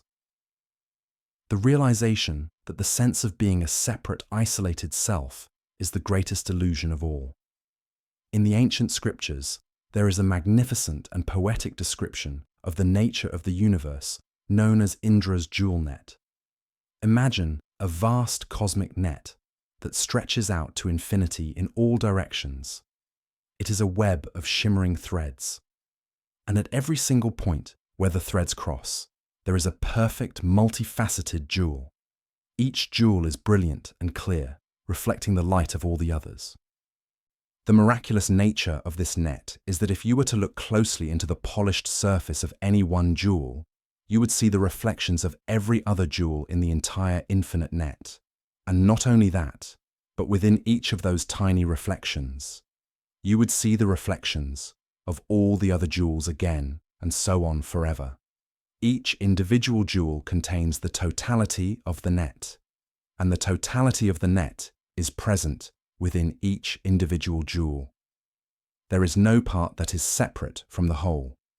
Each exists only in relationship to all the others. This jewel net of Indra is one of the most powerful metaphors for the reality of our existence. Each of us, each being, each object, each thought, each moment is one of those jewels. We may appear to be separate, distinct individuals, just as the jewels have their own location in the net. But this sense of separation is a surface-level illusion. In truth, we are all inextricably interconnected. We are made of and sustained by the entire universe. Your in-breath is only possible because of the oxygen produced by countless trees and plankton. The water that makes up your body was once a cloud, a river, an ocean. The thoughts you think and the language you use to form them are inherited from generations of ancestors, philosophers, poets, and everyday people. The food that nourishes you contains the energy of the sun and the minerals of the earth. When we look deeply, we can find nothing in ourselves that is truly separate from everything else. The feeling of being a lonely, isolated ego is a fiction of the mind, a trick of perception. The reality is that we are held in a vast, intricate web of life. We are never alone. This understanding is the ultimate foundation for compassion. When we realize that the other jewels are reflections of ourselves and we are reflections of them, it becomes impossible to wish harm upon another without harming ourselves. Their joy is reflected in us, and our peace is reflected in them. This vision dissolves the cold grip of existential loneliness and replaces it with a warm, comforting sense of belonging to a magnificent, shimmering whole. To feel the truth of this interconnectedness in your own being, you can practice a simple meditation of deep looking. As you lie here, bring your awareness to your own body, resting in this bed. First, contemplate your breath. Feel the air entering your nostrils. Know that this air is not your air. It is the shared atmosphere of the entire planet. The very molecules you are breathing in may have been part of a tree in a distant rainforest, or the breath of someone you love. With every breath, you are in a silent, intimate communion with all of life. Now bring your awareness to the feeling of your body. Contemplate that this body is not a solid, separate thing. It is made entirely of non-body elements. It is the food you have eaten, the water you have drunk, the sunlight, the earth. It is a temporary, miraculous gathering of the elements of the universe. Your parents and all your ancestors are present in the genetic code that shapes you. See your body not as an isolated fortress, but as a meeting point for the entire cosmos. Now let your mind gently rest on the image of someone you care for.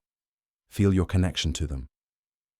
See that the love you feel is a thread that connects your jewel to theirs, a thread that is real, even across distance. Then expand this vision. Imagine all the other people sleeping in your town, in your country, all around the world. Each one a jewel, breathing the same air, made of the same earth, dreaming their own dreams. Visualize yourself as one shining jewel in this vast, infinite, beautiful net of being. You are held. You are supported by all the other threads. Your light is a reflection of all the other lights, and their light is a reflection of yours. Rest in this feeling of belonging. You are not a lonely fragment. You are a vital, beautiful, and inseparable part of the whole miraculous web of existence.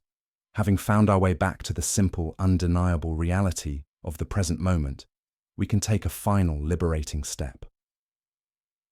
We can begin to gently loosen the grip on the heaviest burden we carry of all, the story of me. All night long, our minds can be preoccupied with this character we call me. We worry about its safety. We defend its reputation. We regret its past actions, and we fret about its future. This ongoing project of constructing, polishing, and protecting our sense of self is a full-time job, and it is utterly exhausting. The wisdom of Zen offers us the ultimate rest, the permission to resign from this job, at least for the night, by seeing that the self we work so hard to maintain is not as solid or as real as it appears. There is a story of a great actor who was famous throughout the land for his masterful portrayal of a king. He had played the role in a famous play for so many years, receiving so much applause and admiration for it that a strange thing began to happen. He slowly forgot that he was an actor playing a role. He began to believe that he actually was the king. He started wearing his heavy velvet robes and golden crown, even when he was not on stage. He spoke to his family and friends in a regal, commanding tone. He was constantly worried about the state of his kingdom, which was in reality just a painted stage set. His life became a misery. The weight of the crown gave him headaches. The heavy robes were hot and cumbersome. The constant need to be dignified and royal was a terrible strain. He was no longer a free man. He was a prisoner of his own identity. One afternoon, while walking through a village in his full costume, he saw a young child staring at him with wide, curious eyes. The child, having no concept of a theatre or a king, ran up to him, tugged on his velvet sleeve, and asked a simple, honest question. "Mister, why are you wearing such funny clothes? And why do you look so sad?" In that moment, the child's innocent question pierced through the actor's delusion like a ray of light. He looked down at his ridiculous, heavy costume. He felt the weight of the fake crown on his head, and he started to laugh. It was a laugh of deep relief. He was not the king. He was just an actor. He had a name, a home, a family. The kingdom's problems were not his to solve. The need to be royal was not his to uphold. The realization did not diminish him. It liberated him. That evening, for the first time in years, he went home, carefully took off the crown and robes, and enjoyed a simple meal with his family, feeling a lightness and a freedom he had forgotten was possible. This story is a powerful parable for the Buddhist teaching of anatta, or not self. Like the actor, we have all become deeply identified with the roles we play in our lives. The role of the parent, the professional, the child, the friend. We also identify with more subtle roles, the anxious person, the successful person, the one who is not good enough, the one who always has to have it all together. We mistake these roles, these costumes, for who we truly are. This constructed identity, this story of me is what Buddhists call the ego, and maintaining it is a heavy burden. We are constantly worried about how our character is perceived. We are threatened when our story is challenged at night. This can show up as an endless review of our performance, a deep anxiety about the future of our character. The teaching of not self is like the child's innocent question. It invites us to look honestly at our own experience and ask, who am I really beneath this costume? When we look closely, we find that what we thought was a solid, unchanging self is actually a collection of constantly changing processes, body, feelings, thoughts, memories. There is no permanent king in the castle. This realization is the ultimate liberation. If you are not your story, then you are not permanently defined by your past mistakes. If you are not your anxiety, then you are not condemned to a lifetime of worry. These are just costumes, roles you have been playing. And just for tonight, you can take them off. You can let go of the exhausting project of being you and simply rest as the quiet, open awareness that is here when all the roles are set aside. To practice this deep act of unburdening, you can gently investigate the story of you as you lie here. Begin by noticing some of the identities you hold. You might say to yourself, "Tonight, I am wearing the costume of a person who is worried about work." Or, "I am wearing the costume of a person who is feeling unwell."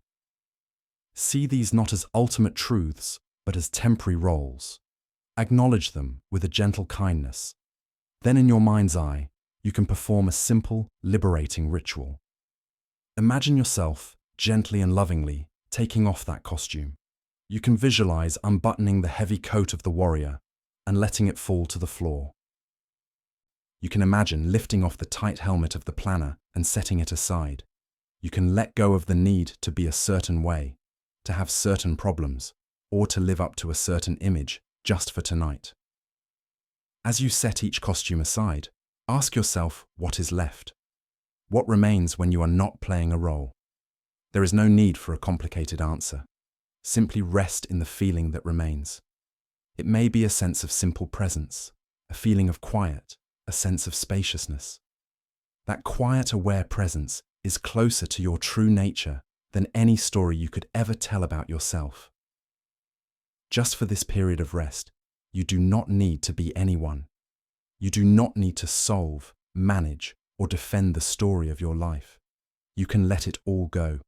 You are the actor, not the king. The play can wait until morning. For now, in the quiet darkness, you are free to simply be. As we let go of the burden of the self, we arrive at the final doorway to deep and lasting peace. It is the practice that underpins all the others. It is the final graceful act of letting go. It is the wisdom of surrender in a world that prizes control, effort, and determination. The idea of surrender can sound like weakness or defeat, but in the context of Zen and the art of rest, surrender is an act of deep strength, wisdom, and trust. It is the recognition that some of life's greatest gifts, like sleep, love, and peace, cannot be seized through effort. They can only be received when we have the courage to open our hands and let go of our tight grip of control. Imagine a person who has never been in the water before, standing at the edge of a calm, clear lake. They want to learn how to float, how to be held by the water. Their teacher is with them. As they tentatively step into the lake, their body is filled with fear. Every muscle is tense. Their instinct is to struggle to fight. They try to do the floating. They kick their legs frantically. They paddle their arms. They hold their head up with all the strength in their neck. And the result, of course, is that they immediately begin to sink. The more they struggle, the more they fight the water, the faster they go under. Exhausted and sputtering, they look to their teacher for help. The teacher does not offer a complicated technique. The teacher simply says, "Stop trying. The struggle is what is sinking you. The water knows how to hold you. You have to trust it. Lie back, take a breath, and let go. Let the water do the work." This is terrifying advice. It goes against every survival instinct. But finally, exhausted from the struggle and having no other options, the person decides to try. They take a gentle breath, lie back, and for one terrifying second, they let go of all effort. They release the tension in their neck, their shoulders, their limbs. And then a miracle happens. The water holds them. They are floating. They discover that floating is not something you do at all. It is the natural result of not doing. It is a state of perfect balance between the body and the water, and it is only possible through complete surrender and trust. Our relationship with sleep is exactly like our relationship with the water. The state of anxiety, of worry, of a racing mind is the state of thrashing and struggling. It is a state of deep tension and resistance. We are trying to force ourselves to sleep. We are trying to hold our own heads up, convinced that if we let go, we will drown in the darkness. All the practices we have explored tonight, from observing our thoughts to opening our hearts, are ways of learning to stop the struggle. They are ways of relaxing our frantic grip so that we can discover that we are held. Sleep, like the water, is a natural element. It has its own wisdom. It knows how to hold us, how to heal us, how to restore us. Our only job is to get out of our own way, to stop fighting, and to allow ourselves to be held. This is the ultimate act of trust. It is a deep trust in the wisdom of your own body, which knows its own need for rest and knows how to find it. It is a trust in the rhythm of life, the natural cycle of day and night, of activity and rest. It is a letting go of the arrogant belief of the ego that it must be in control of everything, even the process of its own dissolution into sleep. Surrender is not giving up. It is giving over. It is giving ourselves over to a power and a wisdom that is greater than our own anxious thinking mind. To practice this final act of surrender, let us bring our journey to its natural conclusion. There are no more complex instructions. There are no more techniques to master. The time for doing is over. The time for being has arrived. As you lie here, feel the full weight of your body. Feel how it is already held, already supported by the surface beneath you. The bed is like the water. It is holding you completely. You do not need to hold yourself. Begin by consciously giving permission for your body to let go. With your next out-breath, release the weight of your head and neck into the pillow. Let them be heavy. With your next out-breath, release the weight of your shoulders and your arms. Let them be completely limp. Breathe out and release the weight of your torso, your back, your hips. Feel yourself sinking, settling, releasing, and with a final long out-breath, let go of the weight of your legs, your feet, your whole body, heavy, soft, and completely at rest. Now, let go of control of your breath. You do not need to manage it. Your body knows how to breathe. Simply allow the breath to breathe itself. And finally, let go of your mind. Let go of being the observer. Let go of labeling your thoughts. Let go of all techniques, all effort. Let go of the need to get it right. Trust that you have done enough. You have planted the seeds. Now you must let the garden grow on its own. Simply lie back in the vast quiet darkness and trust. Trust in the night. Trust in the silence. Trust in your own capacity for deep healing rest. You are the swimmer, and you have finally stopped struggling. Now just allow the great gentle lake of the night to hold you, to rock you, and to carry you easily into the peaceful depths of sleep. Our journey through these gentle teachings now comes to a quiet close. We have walked together from the restless shores of the thinking mind to the still deep waters of the heart. We have seen that our struggle is not with the world, but with our own resistance to its ever-changing flow. We have discovered that beneath the passing clouds of our thoughts and worries, the vast open sky of our own awareness is always peaceful and untouched. We have learned to be a wise gardener for our minds, to find beauty in our own imperfections, and to unburden ourselves from the heavy costume of a fixed identity. And we have arrived here at the gateless gate of the present moment, realizing that the peace we seek is not in a distant land, but in the simple, deep act of surrender. Remember that this path is not about adding something new to yourself, but about letting go of what obscures the peace that is already here. You are not building a fortress of calm. You are simply clearing away the debris of old habits and mistaken beliefs so that your own natural quiet wellspring can flow freely. Think of yourself as a weary traveller who's been on a long and difficult journey, carrying a heavy pack upon your back. You have finally arrived home, this bed, this room, this present moment. This is your home. The journey is over for today. You can now gently set down your heavy pack. The pack filled with all your worries, your plans, your regrets, and your responsibilities. You can set it by the door. It will be there in the morning if you need it. But for tonight, you are free of its weight. There is no final test to pass, no examination of how well you have listened or how much you have understood. The only thing left to do is to rest in the sanctuary you have arrived at. So let this be a moment of deep trust. Trust in the seeds you have planted in the garden of your mind tonight. Trust that even a single moment of mindfulness, a single thought of kindness, a single breath of surrender has already begun its gentle work. And most of all, trust in the deep, innate wisdom of your own body. Your body knows how to heal. It knows how to rest. It knows how to sleep. All it asks is for a mind that is willing to be quiet enough to feel safe enough to let go. All the practices we have shared have been for this one purpose: to create a state of inner safety, a gentle truce in the civil war of the mind, so that your body can finally feel permission to enter the deep restorative peace it so deeply needs and deserves. The work is complete. All that is left is to receive the gift of rest. Now let us conclude our journey with some timeless Zen stories. This is the tale of the salt and the lake. In a quiet monastery nestled among rolling hills, there lived an aging master renowned for his patience and wisdom. Among his students was a young apprentice whose heart had become heavy with complaints about life's difficulties. Each morning the apprentice would arrive with fresh grievances.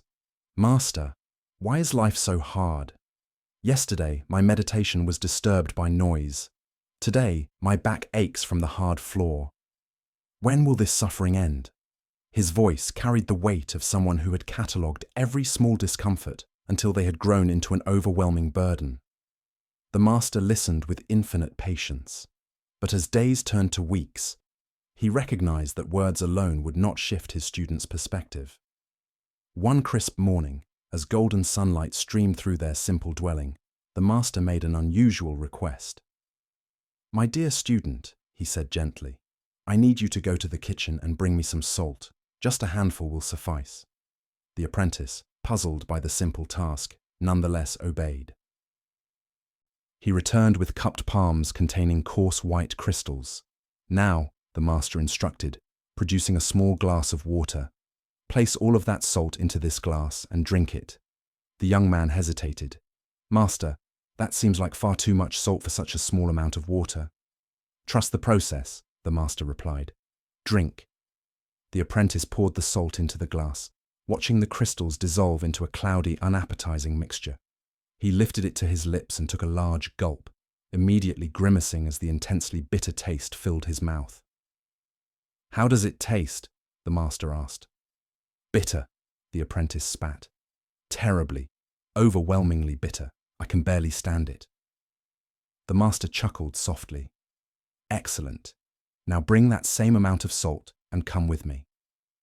Together they walked in contemplative silence until they reached the shores of a pristine mountain lake. The water stretched before them like a mirror, reflecting the sky so perfectly that it was difficult to tell where earth ended and heaven began. "Now," the master said, "place this handful of salt into the lake." The apprentice waded into the shallow water and opened his hands, watching as the salt crystals scattered across the lake's surface, quickly dissolving without leaving any visible trace. "Drink from the lake," the master instructed. The young man cupped the lake water in his hands and brought it to his lips. The water was clean, refreshing, with the pure taste of mountain streams. "How does it taste?" the master asked. "Much fresher," the apprentice replied, genuinely surprised. "Clean and pure. Do you taste the salt?" the master inquired gently. The student paused, paying careful attention. "No," he said slowly. "I don't taste any salt at all." The master sat beside his student on a smooth stone at the water's edge. His weathered hands reached out to clasp the young man's hands in deep tenderness. "My dear student," the master said, "the pain of life is pure salt. No more, no less.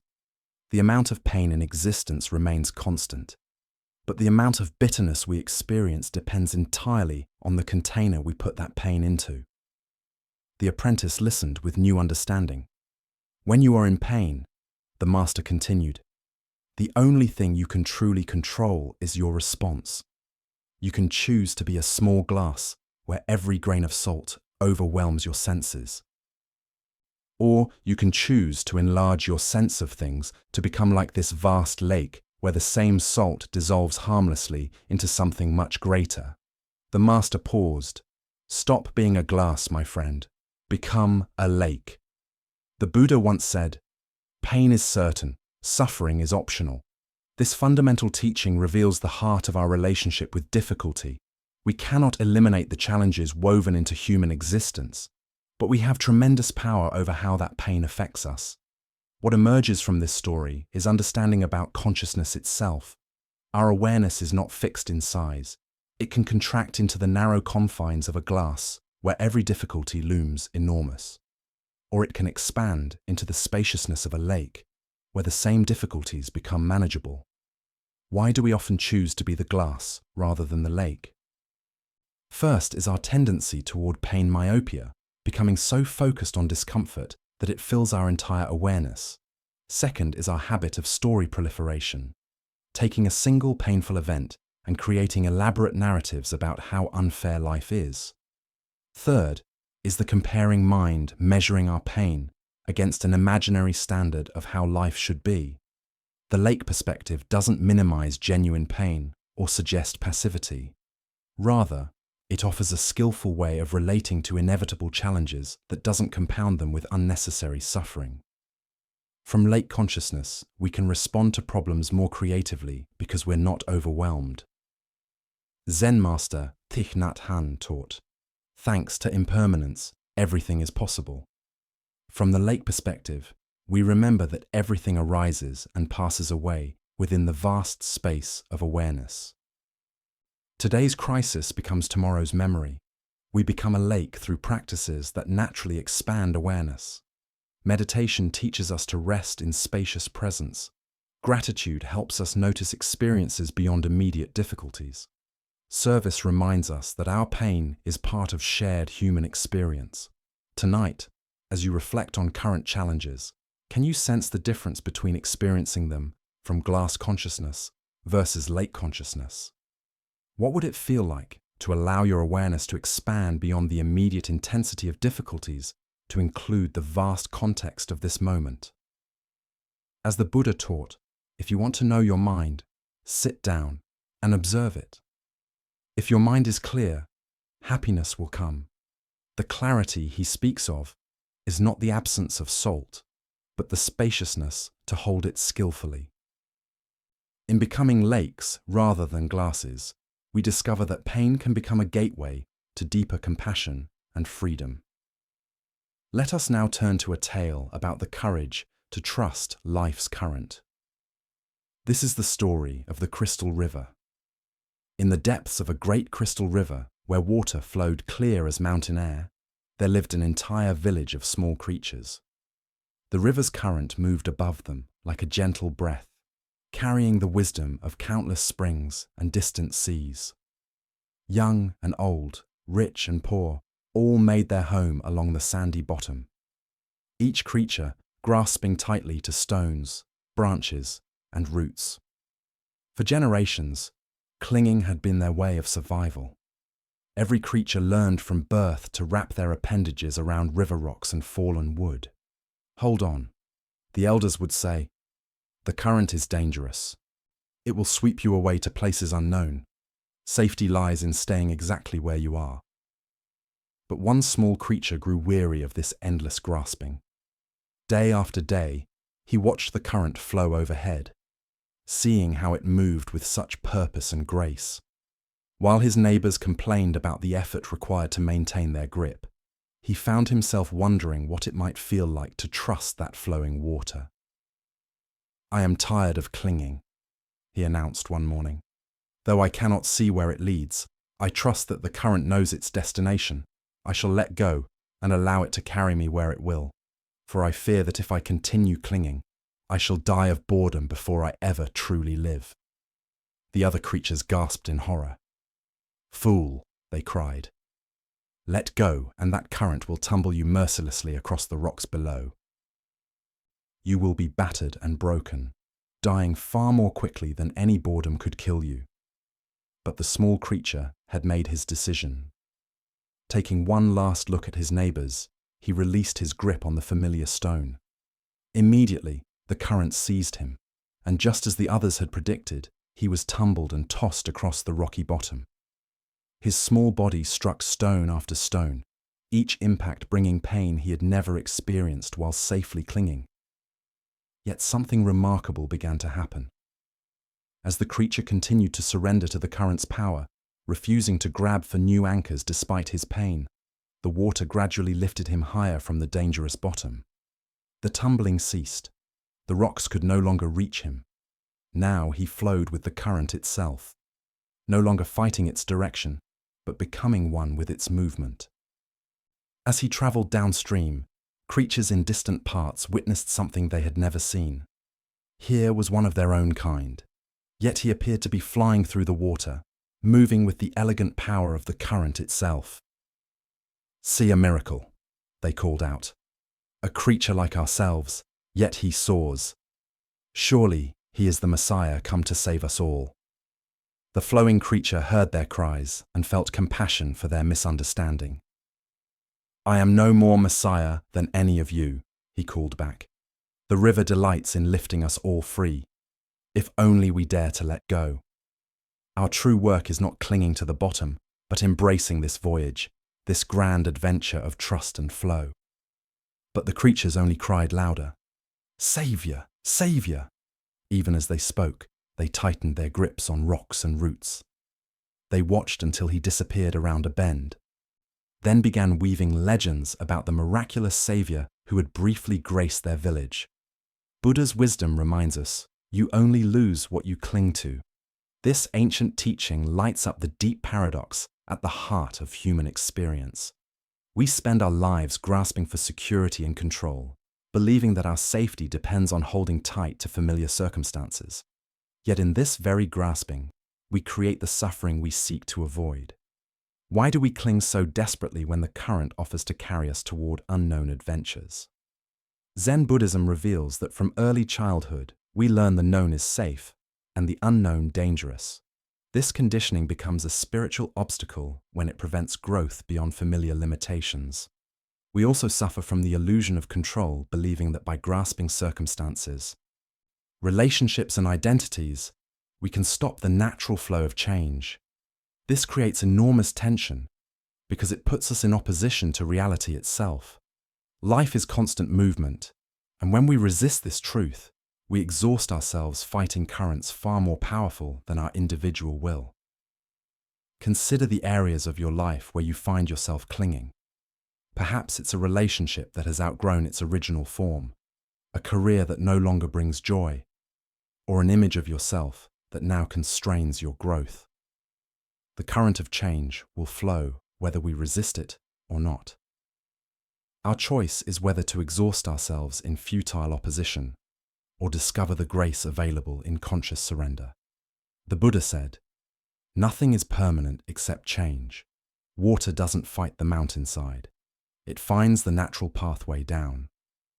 When we learn to move with life's current rather than against it, we discover effortless effectiveness that rigid resistance can never achieve. Tonight, as you rest in this moment's stillness, what might you be ready to release? Perhaps it's a worry about tomorrow's challenges, a resentment from yesterday's disappointments, or a way of defining yourself that has grown too small. Can you feel into the current of this moment's aliveness and trust its direction? As the Buddha taught, let go of what has passed. Let go of what may come.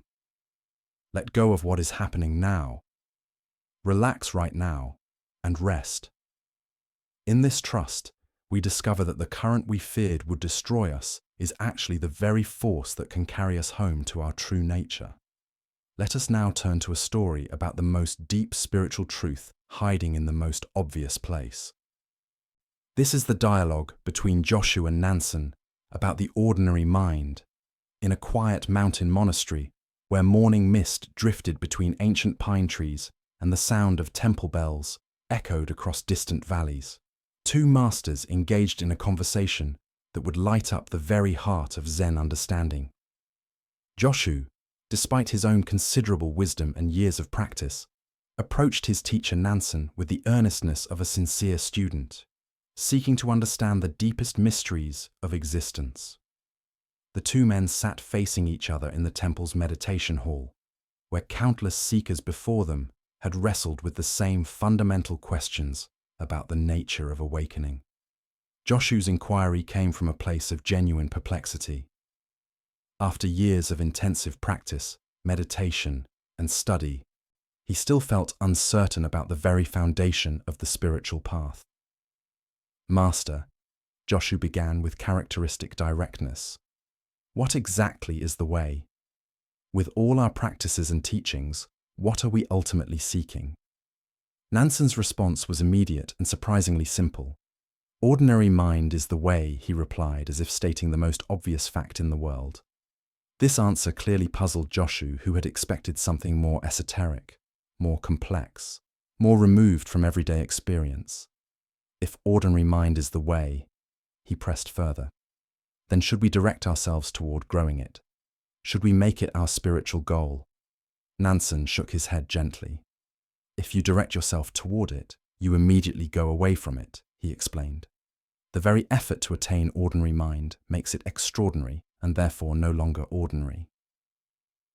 Now Joshu found himself in what seemed like an impossible logical bind. "But Master, if we don't try to grow or attain anything, how can we ever know that this ordinary mind is actually the way? How can we recognize it without some form of practice or effort?" Nansen's final response cut through all philosophical complexity with razor-sharp clarity. The way does not belong to knowing or not knowing. Knowing turns the way into a concept, an object of understanding which is illusion. Not knowing turns it into blankness, which misses its vibrant presence. If you truly realize the way without doubt, it becomes like the great void, so vast and boundless that it contains everything. How then could there be any distinction between right and wrong, sacred and ordinary and extraordinary? At these words, something shifted fundamentally in Joshu's understanding. The seeking mind that had been grasping for answers suddenly relaxed, and he experienced a moment of complete clarity. Not the clarity of understanding something new, but the clarity of recognizing what had been present all along. Buddha's wisdom reminds us there is nothing to seek and nothing to find. Everything is already here.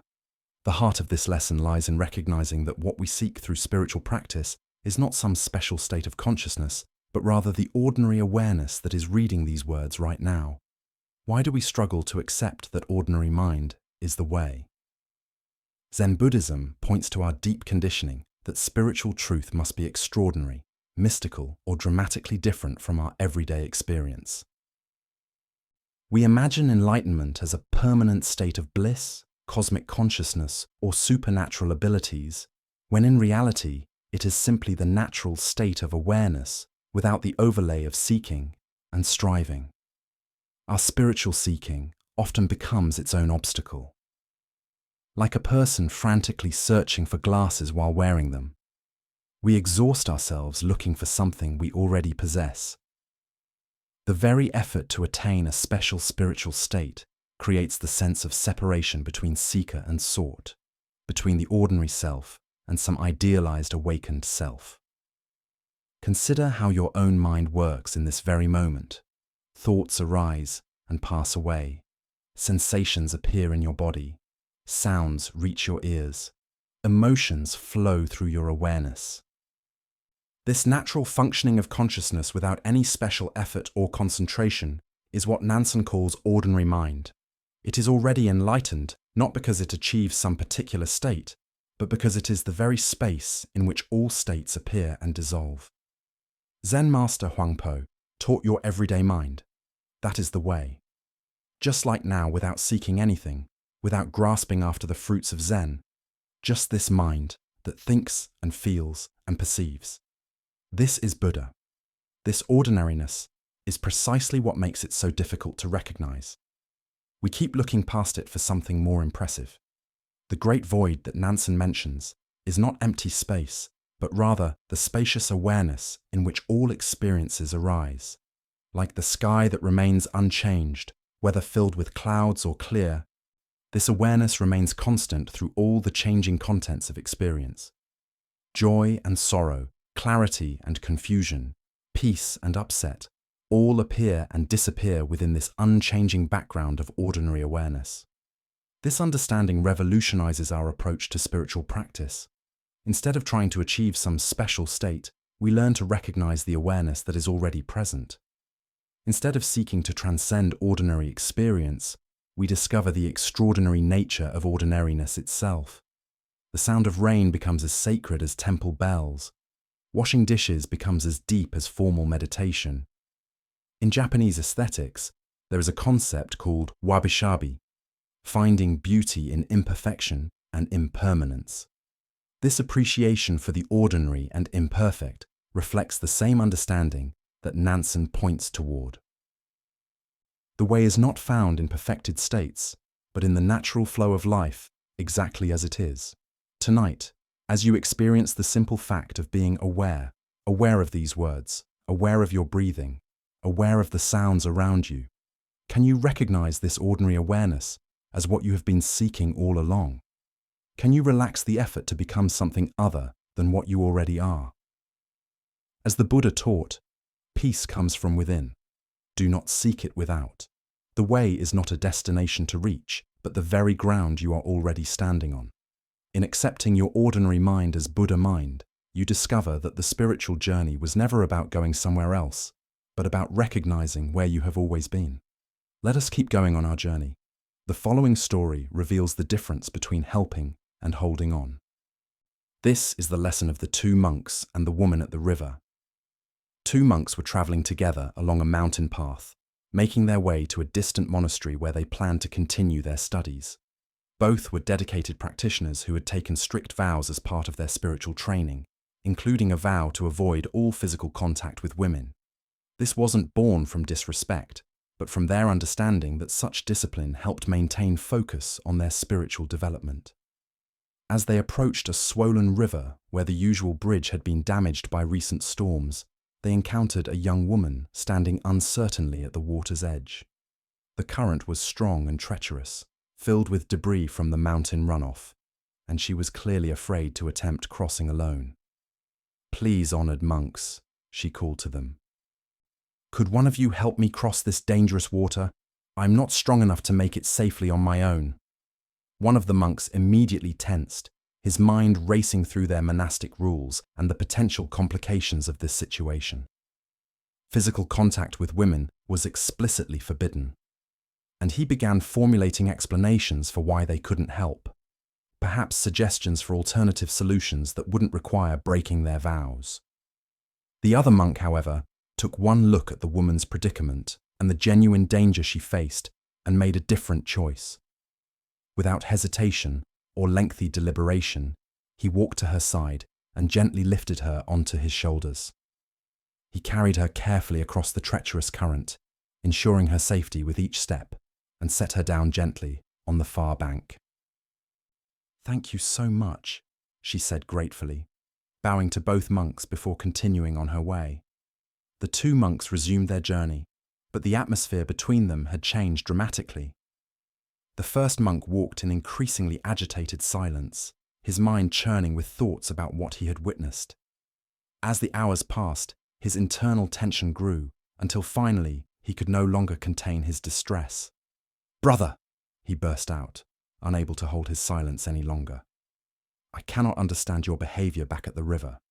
Our spiritual training explicitly teaches us to avoid any physical contact with women. Yet you picked that woman up onto your shoulders and carried her across the water. How could you so blatantly violate our sacred vows?"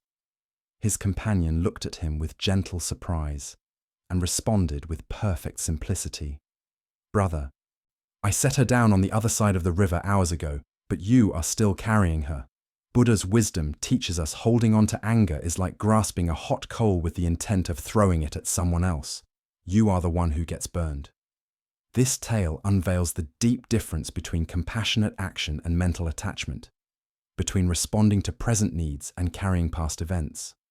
Why do we often carry situations long after they've ended, replaying scenarios and nursing grievances that only exist in our own minds? Zen Buddhism reveals that much of our suffering comes not from what happens to us, but from our inability to release experiences once they've passed. The first monk's upset demonstrates how rigid adherence to rules can sometimes conflict with the compassionate spirit that inspired those rules originally. His fellow monk saw a person in danger and responded with immediate kindness, then completely released the incident. But the first monk carried the event for hours, letting it grow heavier with each step. Consider your own tendency to replay past conversations, nurse old grievances, or mentally rehearse scenarios that have already ended. How much of your mental energy goes toward carrying situations that exist now only in memory? The woman crossed the river in minutes, but the monk carried her for hours through his own thoughts. This teaching applies to far more than dramatic violations of rules. We carry harsh words someone spoke years ago, mistakes we made decades past, embarrassing moments that no one else even remembers. Meanwhile, the present moment, rich with possibility and actual experience, goes unnoticed because we're too busy carrying ghosts from the past. In Zen practice, we learn to distinguish between appropriate action and unnecessary attachment. The second monk helped when help was needed, then moved on completely. He didn't dwell on whether he'd made the right choice, worry about others' opinions, or replay the incident endlessly in his mind. Zen master Thich Nhat Hanh taught, thanks to impermanence, everything is possible. The river crossing was impermanent. It began, served its purpose, and ended. Only the first monk's attachment to the event gave it ongoing existence in the form of mental suffering. The Buddha said, "Let go of what has passed. Let go of what may come. Let go of what is happening now. Don't try to figure anything out. Don't try to make anything happen. Relax right now and rest." This teaching points directly to the freedom available when we stop carrying experiences beyond their natural lifespan. Look deeply at what you might be carrying unnecessarily. Old resentments, past failures, conversations that upset you, decisions you regret. All of these exist now only because you continue to pick them up and carry them. What would it feel like to set them down? The irony is deep. The monk who actually broke the rule experienced no suffering from it, while the monk who maintained perfect rule observance created hours of upset for himself. This reveals that suffering often comes not from our actions, but from our thoughts about our actions. Tonight, as you notice your mind returning to past events, old grievances, or situations that have already ended, can you remember the wise monk's example? Can you practice setting down whatever you've been carrying unnecessarily, discovering the lightness that comes from traveling through life without the burden of yesterday's experiences? As Buddha's wisdom reminds us, in the end only three things matter: how well we have lived, how well we have loved, how well we have learned to let go.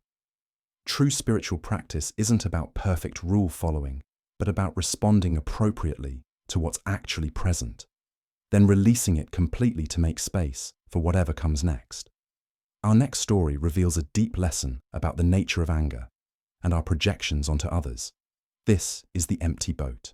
A young boatman known for his fiery temper was ferrying his small wooden craft across a wide, misty river in the early morning hours.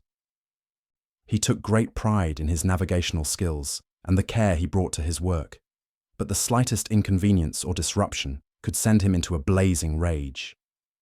His reputation for explosive anger was well known among the other river workers, who often avoided him during his darker moods. On this particular morning, thick fog had settled over the water, reducing visibility to just a few feet in any direction. The boatman squinted through the grey mist, carefully steering his vessel across the familiar waters. Suddenly, through the swirling fog, he saw another boat moving directly toward him on a collision course. "Hey, turn aside!"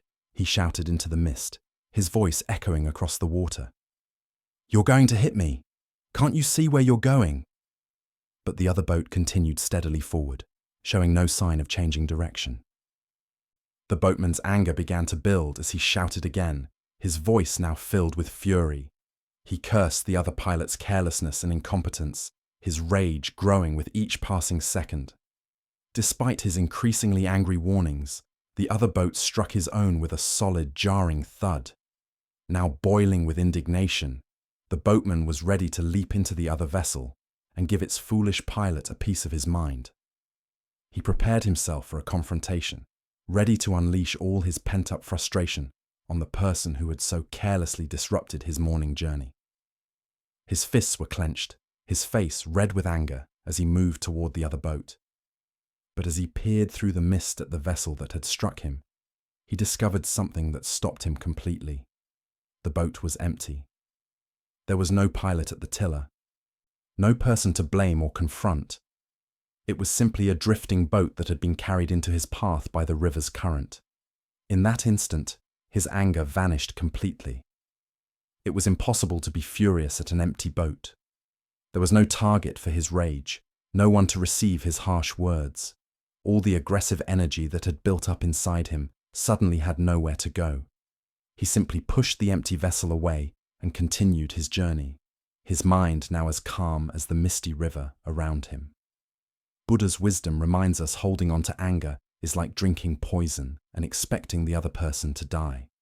The heart of this lesson lies in recognizing how much of our anger is directed at empty boats, projections of intention where none exists. This tale unveils a fundamental truth about the nature of human reactivity. Most of our emotional suffering comes not from what others actually do to us, but from the stories we create about their motivations, intentions, and character. We assume malice where there might be distraction, disrespect where there might be ignorance, and personal attack where there might be simple circumstance. Why do we so readily populate empty boats with imaginary pilots to blame?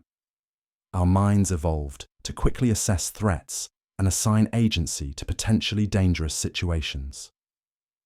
This survival mechanism served our ancestors well when distinguishing between a rustling bush caused by wind versus a predator. But in modern social situations, this same tendency leads us to attribute deliberate harmful intent to actions that may have no such motivation. Think about your daily interactions. When someone cuts you off in traffic, do you immediately assume they're inconsiderate and selfish? When a colleague doesn't return your greeting, do you decide they're being rude or dismissive? When a friend cancels plans last minute, do you interpret it as a sign they don't value your friendship? In each case, you may be creating a pilot for an empty boat. The driver who cut you off might be rushing to the hospital with a sick child. Your colleague might be preoccupied with devastating personal news. Your friend might be struggling with anxiety or depression. Most people's actions have far more to do with their internal experience than with any intention to harm you. Zen master Huangpo taught, "The foolish reject what they see, not what they think. The wise reject what they think, not what they see." When we react to our interpretations rather than to what actually happened, we're fighting empty boats. This doesn't mean becoming passive or failing to set appropriate boundaries. If someone's behavior affects you negatively, you can address it skillfully without creating elaborate stories about their motivations. You can say, "When you interrupted me, I felt unheard," rather than, "You're always so disrespectful and self-centered." The practice involves pausing when anger arises and asking, "Am I reacting to what actually happened or to the story I'm telling myself about what happened? Am I angry at a person's actions or at the pilot I've imagined in their empty boat?" In Zen meditation, we learn to observe our thoughts and emotions as passing phenomena rather than absolute truths. When anger arises, instead of immediately believing and acting on it, we can notice anger is here. What story is my mind creating? What am I assuming about this person's intentions? The Buddha said, "You will not be punished for your anger. You will be punished by your anger." Each time we populate an empty boat with a malicious pilot, we create suffering for ourselves. Each time we remember that most boats are simply drifting with the current, We free ourselves from unnecessary reactivity. Tonight, as you reflect on recent moments of frustration or anger, can you identify which boats were truly piloted and which were empty? Can you feel the difference in your body between reacting to harmful intent versus responding to simple circumstance? As the Buddha taught, peace comes from within. Do not seek it without. When we stop fighting empty boats, we discover that peace was available all along. Now, let us rest here together in this final stillness. Find your most comfortable position and gently allow your eyes to close if they are not already. Take one last slow, deep breath in, and as you breathe out, release a soft sigh, letting go of any remaining effort. Let your body be heavy, supported, and completely at ease. Bring your awareness just for a moment to the vast quiet space of your mind. See it as a clear night sky. Thoughts may still drift by like faint clouds, but you are the sky, not the clouds. Rest as this spacious, open awareness. Now feel into the center of your chest. Imagine a small, soft, warm ember glowing there. This is the warmth of your own kindness, your own good heart. Feel this warmth gently spreading through your body. A feeling of safety, of peace, of being at home with yourself. Finally, feel the weight of your entire body surrendering to gravity, held completely by the surface beneath you. You are safe. You are held. You are at peace. There is nothing more you need to do. There is nowhere else you need to be. Just this. Just here. This quiet darkness, this gentle breath, this deep stillness. May you carry this peace with you as you drift into sleep. May your rest be deep, healing, and dreamless.